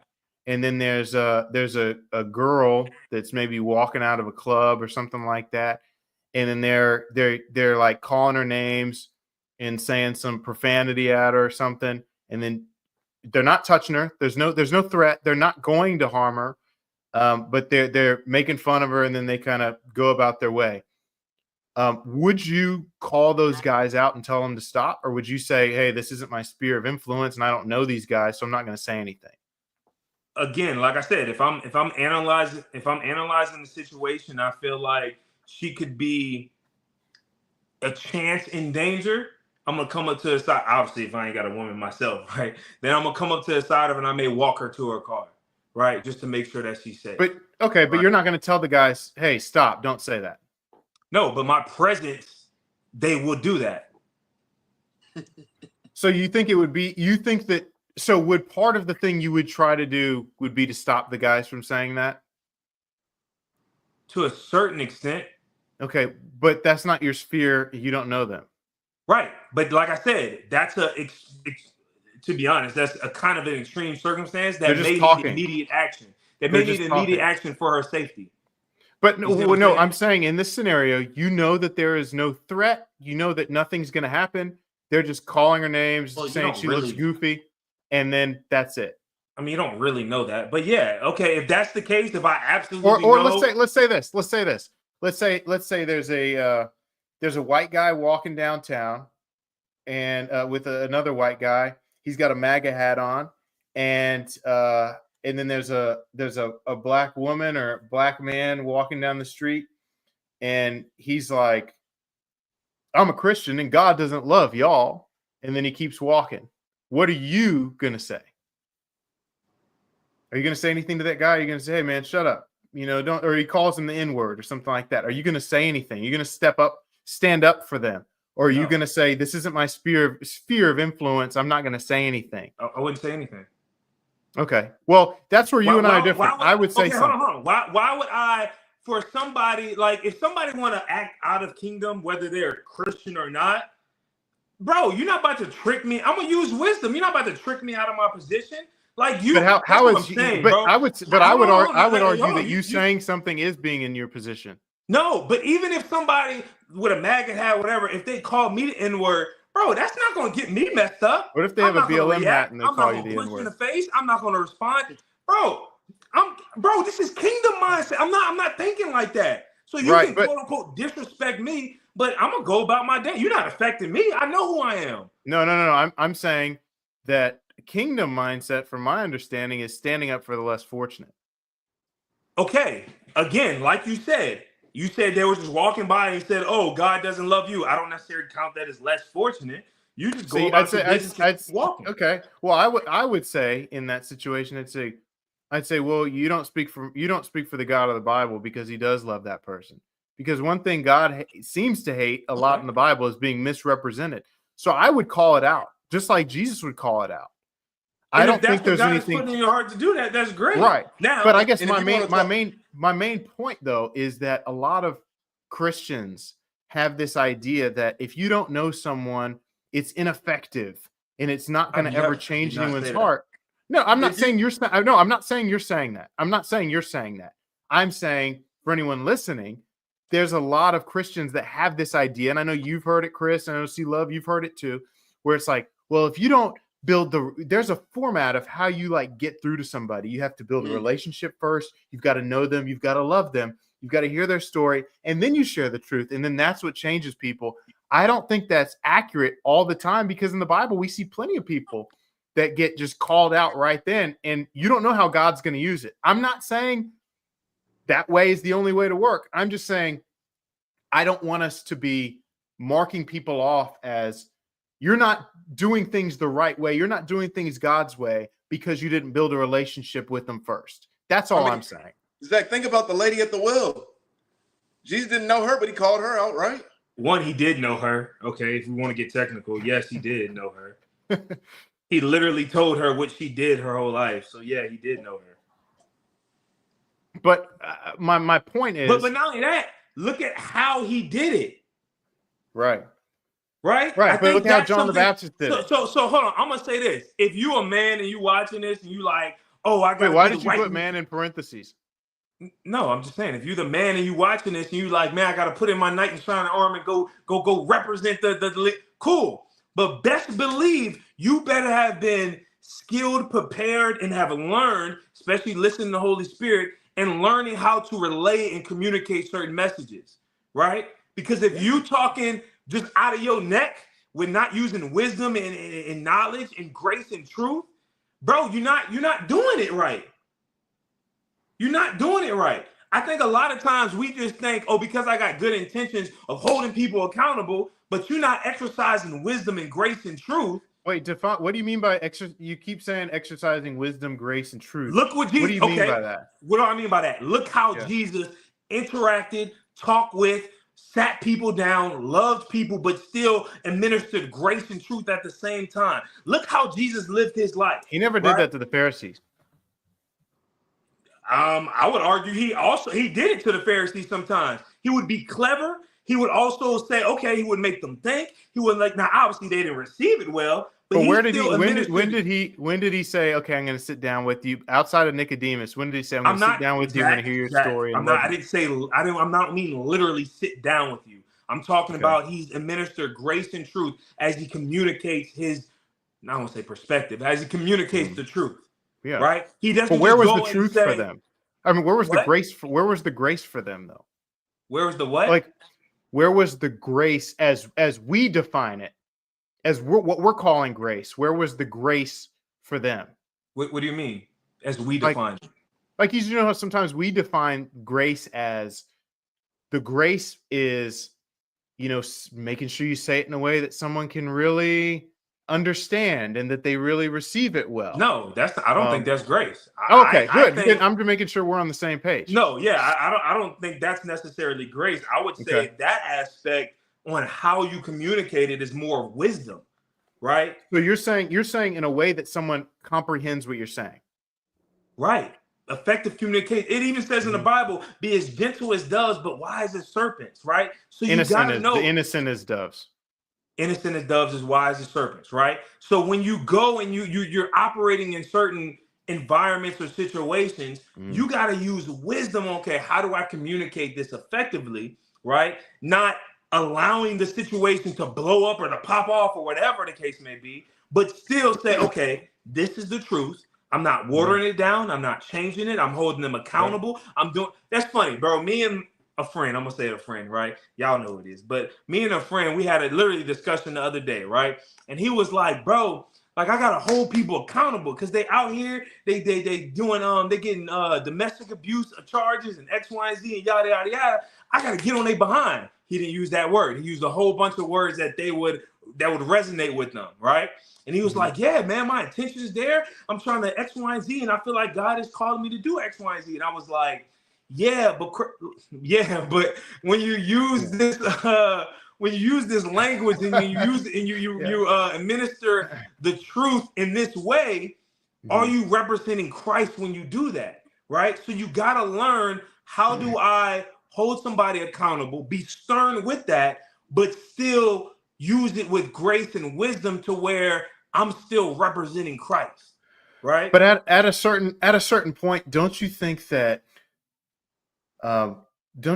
God's going to use, he's going to use those that are called rather than those that are qualified? He's going to use those that have the heart to really try to have that yes and no. Yes and change. no. You don't think that? Okay, so then yes. how yes? I agree 1,000% that he will use those people. However, I would also charge and look at that person, that specific person, to say, are you growing in your faith? Are you studying the word? Are you looking at how Jesus administered certain messages with wisdom and with truth, right? Are you growing? Are you just saying, hey, that's how I talk, so God know how I am, and I'm going to just do my thing? Yeah, but wouldn't you say that is a heart question? You can't judge that from the outside. Yes, that's a heart question of that person. So if somebody says that's a heart, but think about it. If somebody says, if somebody truly, their true intention is, I'm going to try to be a mouthpiece for the Lord, and I'm going to go fearless, and I'm going to do this, even though my flesh may not want to do it. I'm going to do this, and I'm going to go hard, and I'm going to say the things that may get me in trouble, that may not be popular. I'm going to say them. I'm going to do them. And that's my intention, and I'm trying to do the best I can. And maybe they're not the most gracious, polite person. Maybe they're not. Don't you think that God will use that person more than the person who says, okay, God, let me try to make sure that I say this in the way that everyone's going to like it. I think that we almost forget that Jesus says, you will be hated for the message that you bring. You know what I'm saying? And I think I'm not saying you're saying two different extremes, right? I'm saying be in the middle to where, yes, you can do both. You can say what's on your mind, say what's on your heart, say what God is telling you to say, but still grow and train yourself to say, okay, I have to administer this in the best way I can possibly can do it, right? That doesn't, just because God is using you and he's calling you to do something, that doesn't give you a pass to say, well, I'm not studying, I'm not learning how to communicate. Of course, I'm not that's getting an extreme. Like you said, that's an extreme. Right, but that's what I'm saying. So you got to be able to do both. You got to do your study, your growth. You spend your time to be able to communicate that effectively. But then you also have to say, look, I'm not watering down nothing. I'm not changing nothing. If he calls me to say, hey, this prostitution and the way you live in your life is not the way God intended it for you to live, right? But define, oh, you just out here being a hoe. No one's saying that. Nobody's saying that. But that's not what that was. You're saying those. Okay, I get what you're saying. C-Love, you were going to say something. What were you going to say? I was just going to say that I agree with both of y'all to an extent, but if you're talking to certain people, shouldn't the message hit differently upon who you're talking to? Like, because some people, they're not going to receive it if you give that nice, watered down, Hold on. When you see y'all, I think when people say, when I say, I don't know, it's like when I say grace and truth with wisdom, people think I'll just say this soft, meek, not assertive kind of. I'm not saying that. That's not what I'm saying at all. Okay. I'm just saying that you have to use wisdom on how you communicate certain messages, right? Because think of it like this. Let's use the example I just said, right? Walk into somebody when you got relationship and not be like, oh, you just out here hoeing and living this and God ain't proud of you and X, Y, and Z and yada, yada, yada. Versus saying, to some people that'll work. No, to some people that'll work. Hold on. That's the point. Hold on. But we talking about that individual person, right? So we're saying, and I'm saying, okay, if God is telling you to speak to this person, I'm saying you can do it in a very stern, accountable way to say, look, I see how you live in your life. God is not like you can administer the same message with the same sternness, with the same zeal, with the same, punch right? Without saying, oh, you just a yada yada yada, and you just out here hoeing and this and that, and you ain't never going, you do, bro. Like that just I don't see God in that to a certain extent. I would say, even like, take for example the people who are on the streets. You're going to hell. Read the Bible. Christ is here. Christ is here. He's coming. He's coming. Right? I feel like even that message reaches some people. I know it Does does it not? because I've seen people say, when this person said that, it changed my heart. Right. I- There's going to be a lot of people that walk past and are like, eh. But then there's going to be some people that stop and go, man, it just hit me. Like, maybe I am going to hell. You know what I mean? What is this Jesus Christ thing about? Maybe I do need to get my life together. That was the moment in which they needed to hear that. They stopped. They pray for those people. And then from there, I don't know what happens. Maybe their life changes. Maybe they come to Christ. I don't know what happens. But No, there are I know some people that have who come need to to hear Christ that way. And Yeah, if God there's is some that need to hear if God is specifically telling that person, "Hey, I need you to be on the street corner and saying this," right?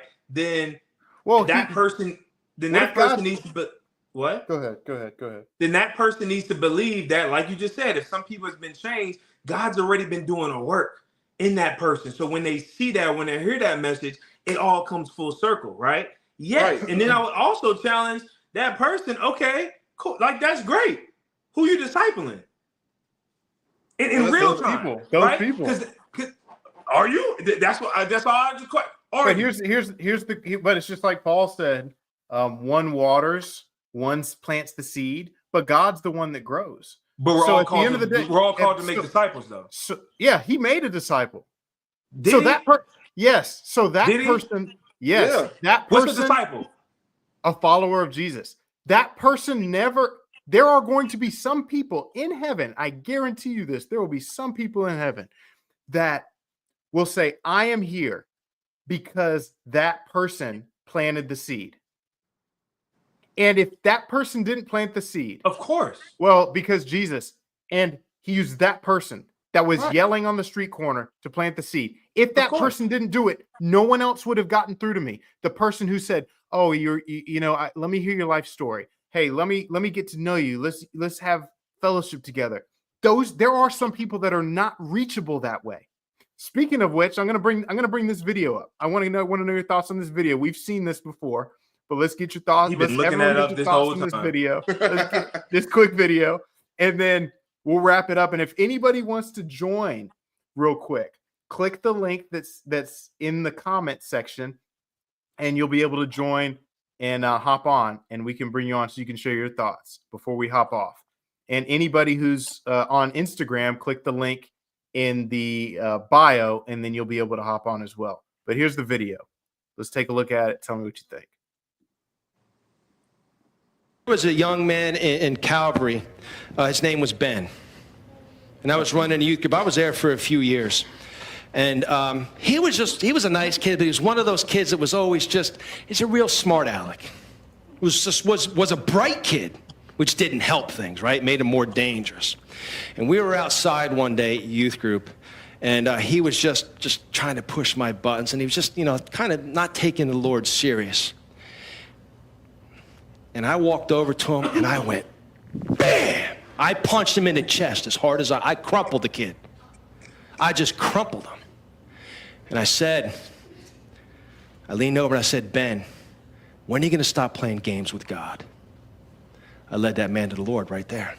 Yeah. There's times that might be needed. Yes, sir. Yeah, that's So, how he leads somebody to Christ right there. I'll say this. I've seen the full sermon. And that kid actually did come to say, like, hey, I was on the wrong path. That was my wake-up call type thing. That's an extreme case. That's not the situation for everybody. What he was preaching on was Nehemiah, how Nehemiah was building the temple, and people were goofing off. People weren't taking it serious. And then Nehemiah literally beat up some people saying, we need to build the kingdom back, and you guys are playing. Kind of like, Chris, we were teammates in college, right? Kind of like how your intensity was. It was a true zeal and a true intensity, true passion. It wasn't hey, I'm just going to be the macho man guy and bully people. Of course, But I think there are some people, a select few people out there that are doing God's will in a more aggressive style. I'm not saying like this guy. This is just a little funny example. But that I think it's dangerous for us to just say, man, that guy's not doing essentially that guy's not doing it right. That's all I'm saying. I'm not saying that's the way to do it. I'm saying sometimes that is the way to do it, and God can still use those people. That's all I'm saying. And I don't think you're disagreeing with that. All I would question is,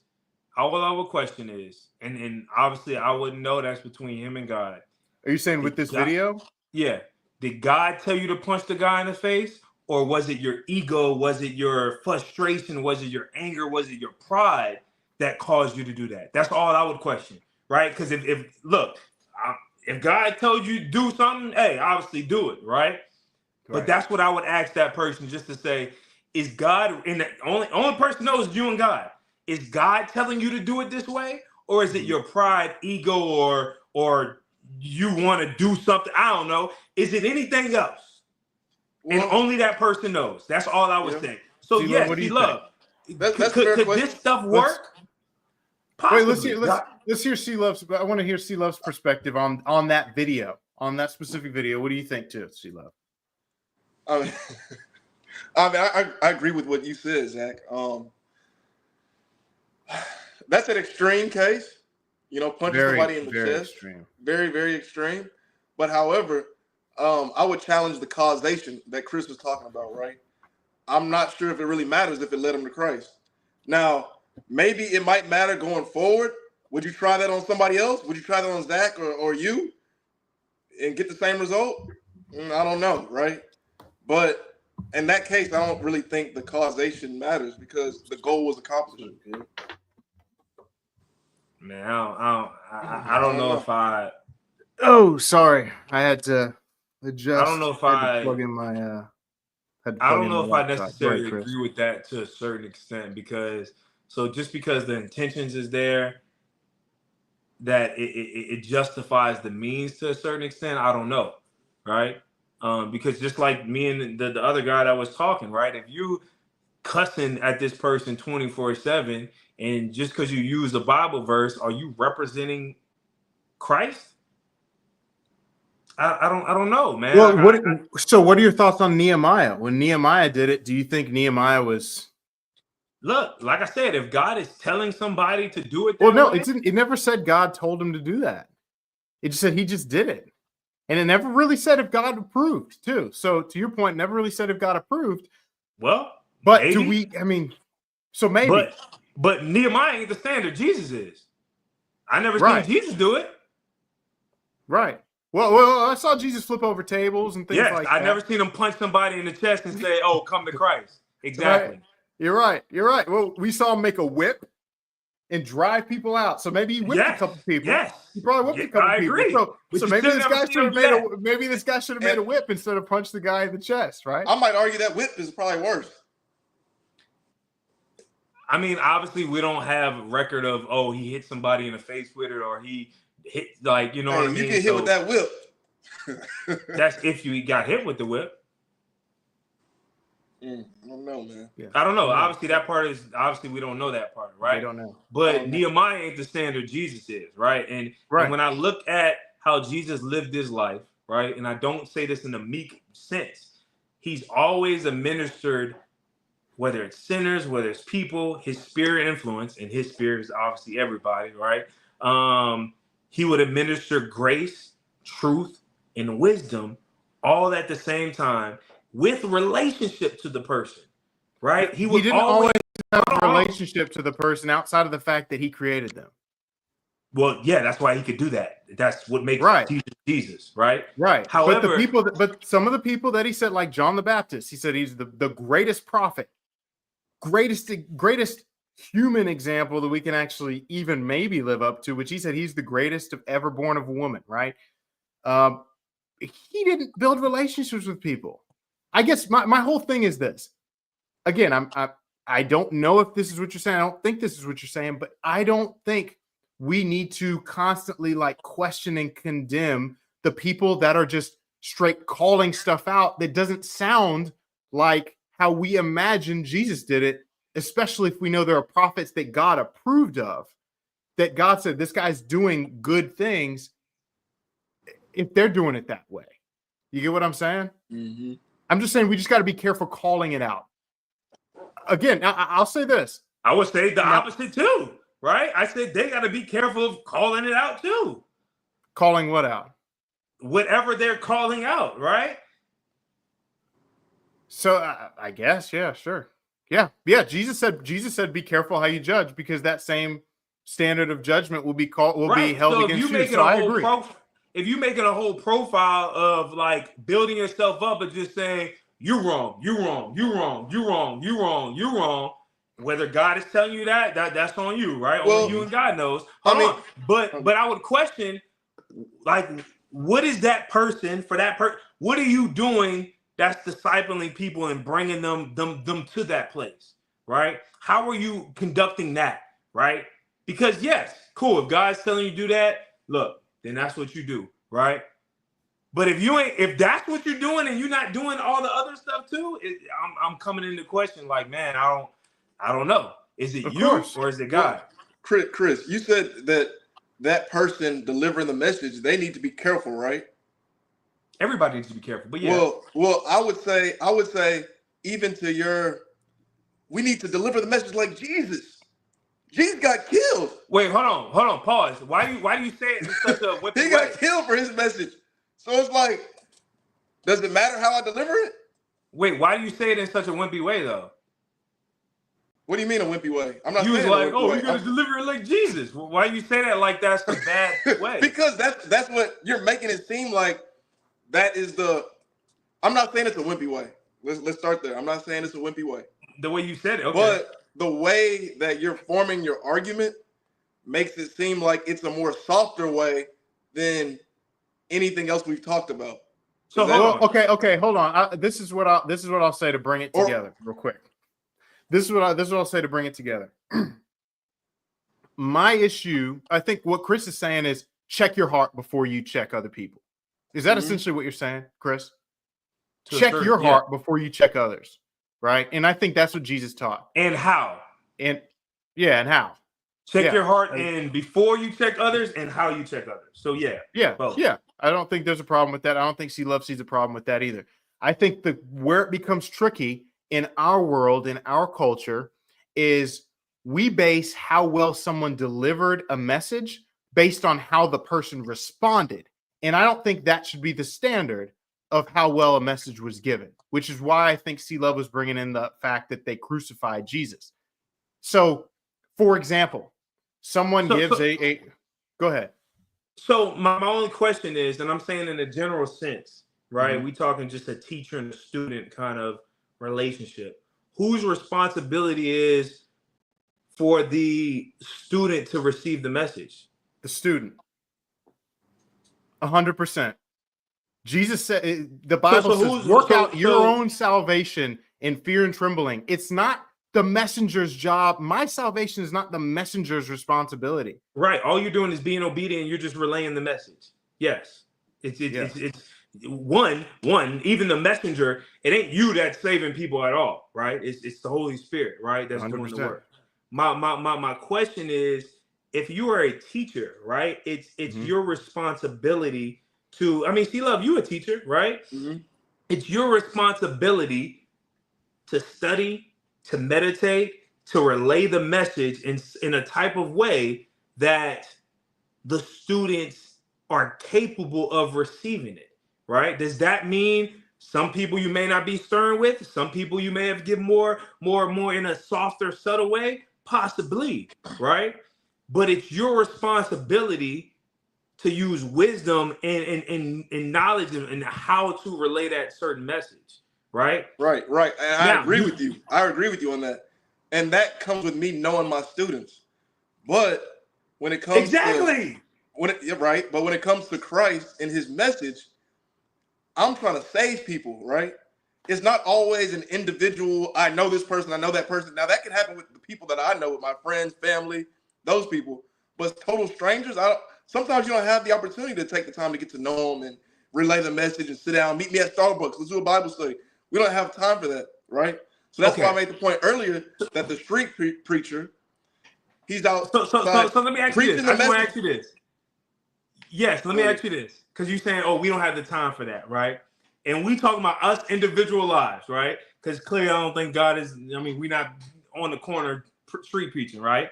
Not yet. So, well, yeah, maybe not yet, right? So, but see, love, we talking about on your day-to-day life, right? When God places somebody in your path, right, to maybe you got to talk to them, maybe you got to administer the gospel in some type of way, call them up, whatever you want to call it, right? Yeah.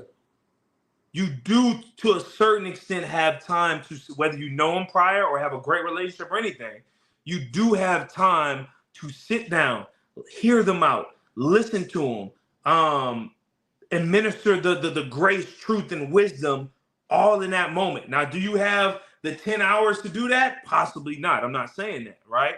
But when God sends you certain people, I think it's your responsibility to say, okay, how can I? Because a lot of times, man, if we're being honest, a lot of people don't know nothing, right? They coming at it with their preconceived notions and their trauma and their past experiences. So they just trying to understand this thing, right? And if you can't, quote unquote, to a certain extent, break it down so that they can receive it in a certain type of way, obviously the Spirit got to do what he do, right? Then you need to maybe learn how to do that. Now, if we talking about to a certain extent, right? Let's say the last time we had a conversation, right? If I'm talking to you, C Love, and you're supposed to already be on a certain level, yeah, I can bring a little more. I could bring some heat with me, right? Because one, we have the relationship, but two, I already know where you should be or where God has called you to be to a certain extent, right? So I should be able to do that. But if God has just sent you somebody off the cuff you don't even know, I think it's wise to be able to say, and if he's giving you the time permit, to sit down, to hear them out, to talk to them, to break it down as much as time permits so that they can understand it, right? Because I don't think we help people really get to that transformation period if they don't have no understanding of it. And they're just like, man, that's just some God in the sky. I ain't really doing this, X, Y, and Z. And if you just like, you going to hell if you sin, that's not really giving them a good understanding of who's Christ, why I need him, why do I feel the way I feel, bro? I literally yesterday, fellas, we was at a group. It was men's Bible study. A young kid, bro, 23 years old, man. He comes to me after. He just starts pouring it out, right? Man, I'm going through this and this and this and this. He's like, by the way you was talking and speaking, it just drew me into you, right? And then literally, I kid you not, we sat there for about an hour after just talking, right? And ministered with grace, truth, and love. Dude was coming to tears and all that different stuff, right? And bro, you can act. Bro, I gave him homework. I held him accountable. I was like, bro, that ain't it. Or that ain't it. I wasn't cussing at him. Yeah, you just, like, you see what I'm saying? Like, all I'm just saying is. I get you. But look, in that moment, because we all three of us know that it's not us who changes anybody or who leads anybody to Christ for real. It's God who can only who can change the heart, right? But like a great coach, let's relate it back to football. A great coach is going to have his way of doing things, right?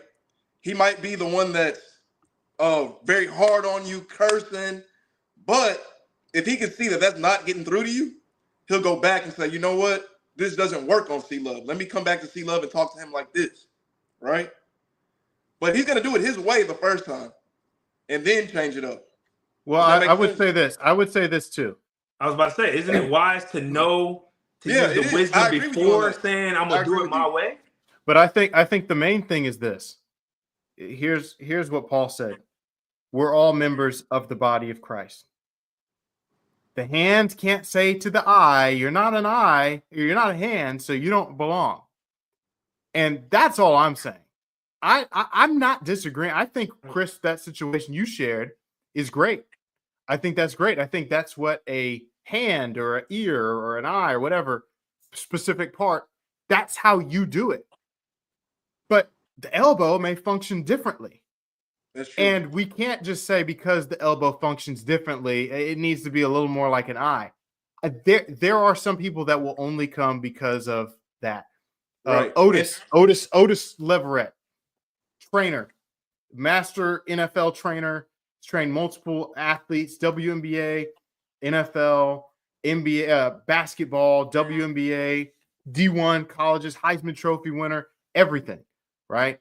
And he shared about a player that was just having all these issues. One day he had bad grades. He was talking back to the coaches, talking back to his teachers, and he said, "Hey man," and Otis, this guy is 6'7", 6'6", 250, 60 pounds of muscle. He said, "Hey, you and me, janitor's closet."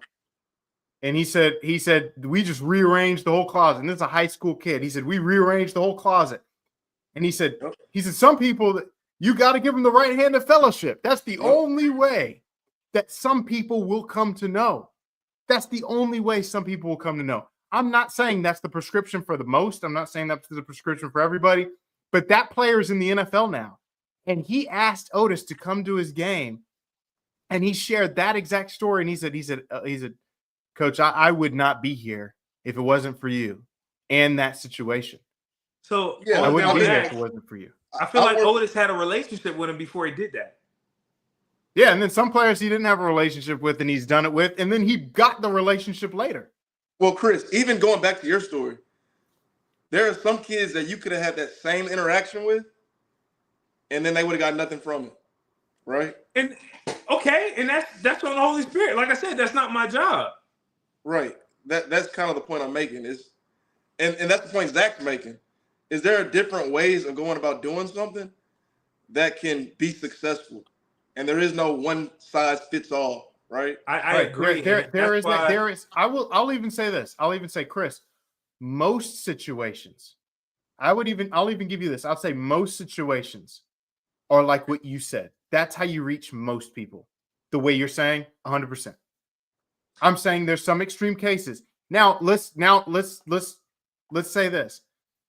My main issue is like the lady that I had on a year or two ago that said, if the truth isn't given to me the right way, I refuse to listen to it, and I don't have to listen to it. If you're the listener, there are so few people today that will even give you truth. I think we all three agree with that, right? That there's not many people out there that will even give truth at all. They'll lie to men and women, right? If you get truth, if you get someone that's willing to give you truth, even if it's not exactly how you want it, even if it's from a bad place, but they're giving you truth, take it and learn from it. That would be my advice to the listener. Now, to the speaker who's giving the teacher, the person that's giving the message, do everything you can to give the best message possible for the most people in the way that God says you should, in the way that Jesus did. Yep. I think that's pretty I agree. explanatory with what we all say. Yeah, I think we all agree with that. Yeah. I agree, because yes, it is the responsibility of the listener to say, okay, whether it's given to me in any type of way, I can still receive it. Yes. However, again, it's just like the whole woman and man thing, right? I'm talking about the speaker, because it's his responsibility. He's given the message. Do your work, right? Now, if you, like I said, if God is telling you to do this, cool. I think it's like being a father, Zach, right? You know, there's sometimes you can be stern on Noah. Other times you got to be a little more gentle and talk him through it, right? If you're one of those fathers that's just always stern, he gonna hate you, right? Like he gonna resent you, right? Or whatever the case may be. It ain't the most conducive thing to y'all relationship, right? And that works the opposite way too. If you always love, coddle him and say that don't work either, right? So I'm saying as Christians, right, we have to be prepared, trained, and have learned how to do both, right? When God says, hey, fire and brimstone time, you got to do that right hand. Yeah, you can administer that, right? If he's like, okay, I need you to lead this person, right? I need you to guide them. I need you to use grace, truth, and wisdom and all of these different things. I need you to do this in a gentle manner. You got to Right. be able to do both, right? Yeah. So, and I don't think it's a pass to just say, oh, this is how God made me. Like, no. Oh no, no. I agree. I No, agree. But I do think I will say that our society is lacking John the Baptists. Our society is lacking that, and I think Are they because though, or are they just not being promoted?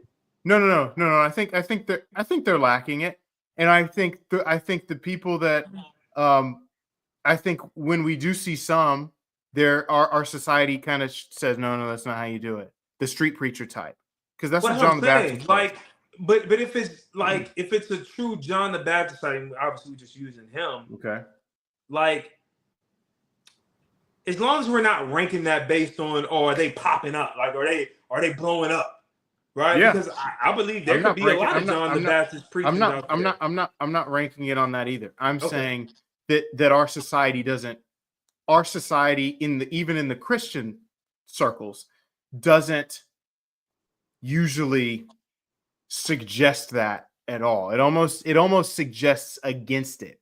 And so I would say because our society as a whole has been kind of quiet on truth in general, and then it's even crept into the church, I would say it's opened a gap for people that are in the secular world to say, okay, we're going to call out these things. And then now, guess what? They're the only ones calling it out, and Christians refuse to call it out. And because the bad guys are calling it out, now Christians say, well, calling it out is bad. And then the Christians who are supposed to take the rightful place, like you said, Chris, in that mantle, saying we're supposed to be the people who rightfully judge right from wrong and guide and shepherd people. Now you've got secular people just saying, hey, these people are bad words and all these other kinds of things.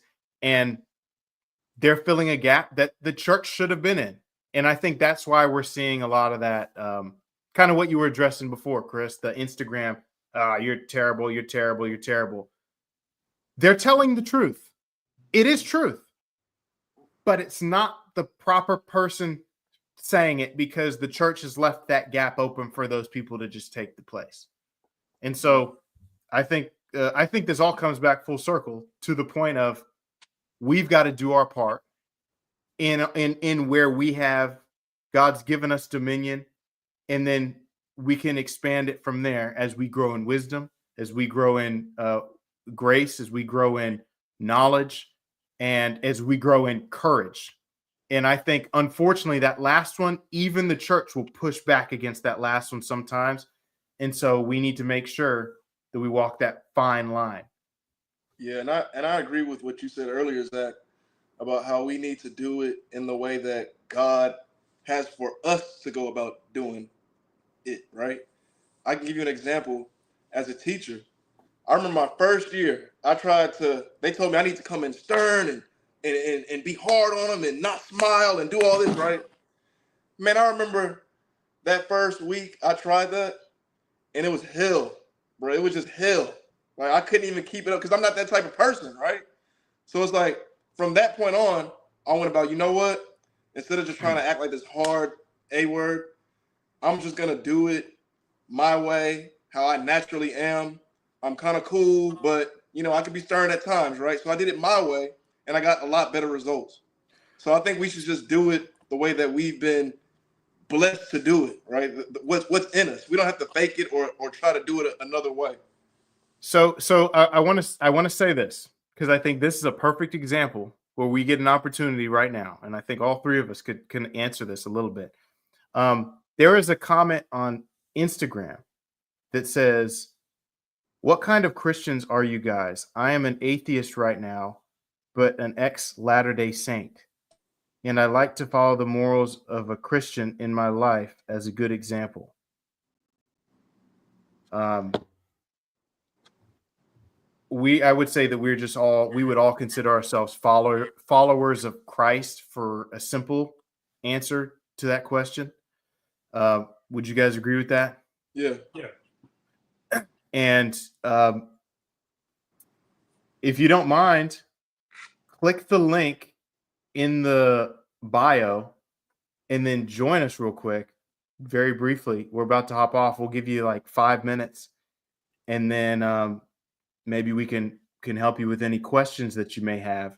But click the link in the bio, not the YouTube one, but there's another one, and that'll bring you literally right on here, and you could just be on your phone and just like this and say, hey guys, my name's so and so from this place, and we'll wait like 60 seconds. If you don't come on, no problem. We'll just end it right here. But go ahead and do that if you want. I'm too shy. Haha, no chance. Okay, I guess he's not hopping on. What's the Well, question? again? he just asked what kind of Christians we are because he's an atheist now and he used to be a Mormon. Well, they don't call them Mormons anymore. Now, here's the thing, I'm going to ruffle a lot of feathers here. Mormons are actually not Christian. They say they're Christian, but according to the Orthodox, and I don't mean Orthodox like the Eastern Orthodox, but Orthodox Christianity, basic Christian beliefs that all Christians have agreed upon for the last almost 2,000 years, they don't agree with many of those basic principles, one being Jesus is God. Mm. Yeah. Yep. Okay, one other person wants to join. Just go ahead and click the link in the bio on Instagram, and it'll bring you to here. It should be the StreamYard link. And if you go to the YouTube and you watch the live on YouTube, there's a link directly there on the And we got comments. all of that from holding people accountable. Holding each other accountable too. Here's the thing. Here's the thing that On them women, bro. here's the thing. Say that again. Hey, man, because we're gonna go all back. We gonna go right back to We're gonna it. go right back to it. But it's needed. It's needed. People like you are needed. People like me are needed. People like C Love are needed in the body. Here's the thing. Jesus had 12 disciples, right? Jesus had a tax collector, an ex-tax collector. The tax collectors to the Jews were seen as someone who was almost kind of in connection with the Roman Empire, right? They were viewed as kind of like, okay, these people are helping the Romans. They don't really care that much about Israel. And then there was the Zealots. So the Zealots were people that were extremely extreme about the nation of Israel. And they're like, Romans are evil, and anyone who even associates with the Romans are evil. And Jesus had a disciple that was a tax collector and a disciple that was a zealot. Mm. So he didn't say like, oh, zealots are out of here or tax collectors are. He had ones that were both. And he Yeah. knew that there are some people that are going to need to be spoken to probably from the zealot and some people that are going to need to be spoken to from the tax collector in order to spread the message. So just Ikara or just Ikara on Instagram. Click the link in the bio. Should take you straight here. Yeah, because he knew that people were different, man. He didn't make everybody the exact same. We have different triggers. We have different things that we respond to. So yeah, like I said earlier, there's no one size fits all, you know. Hey, what's going on, man? What's your name and where are you from?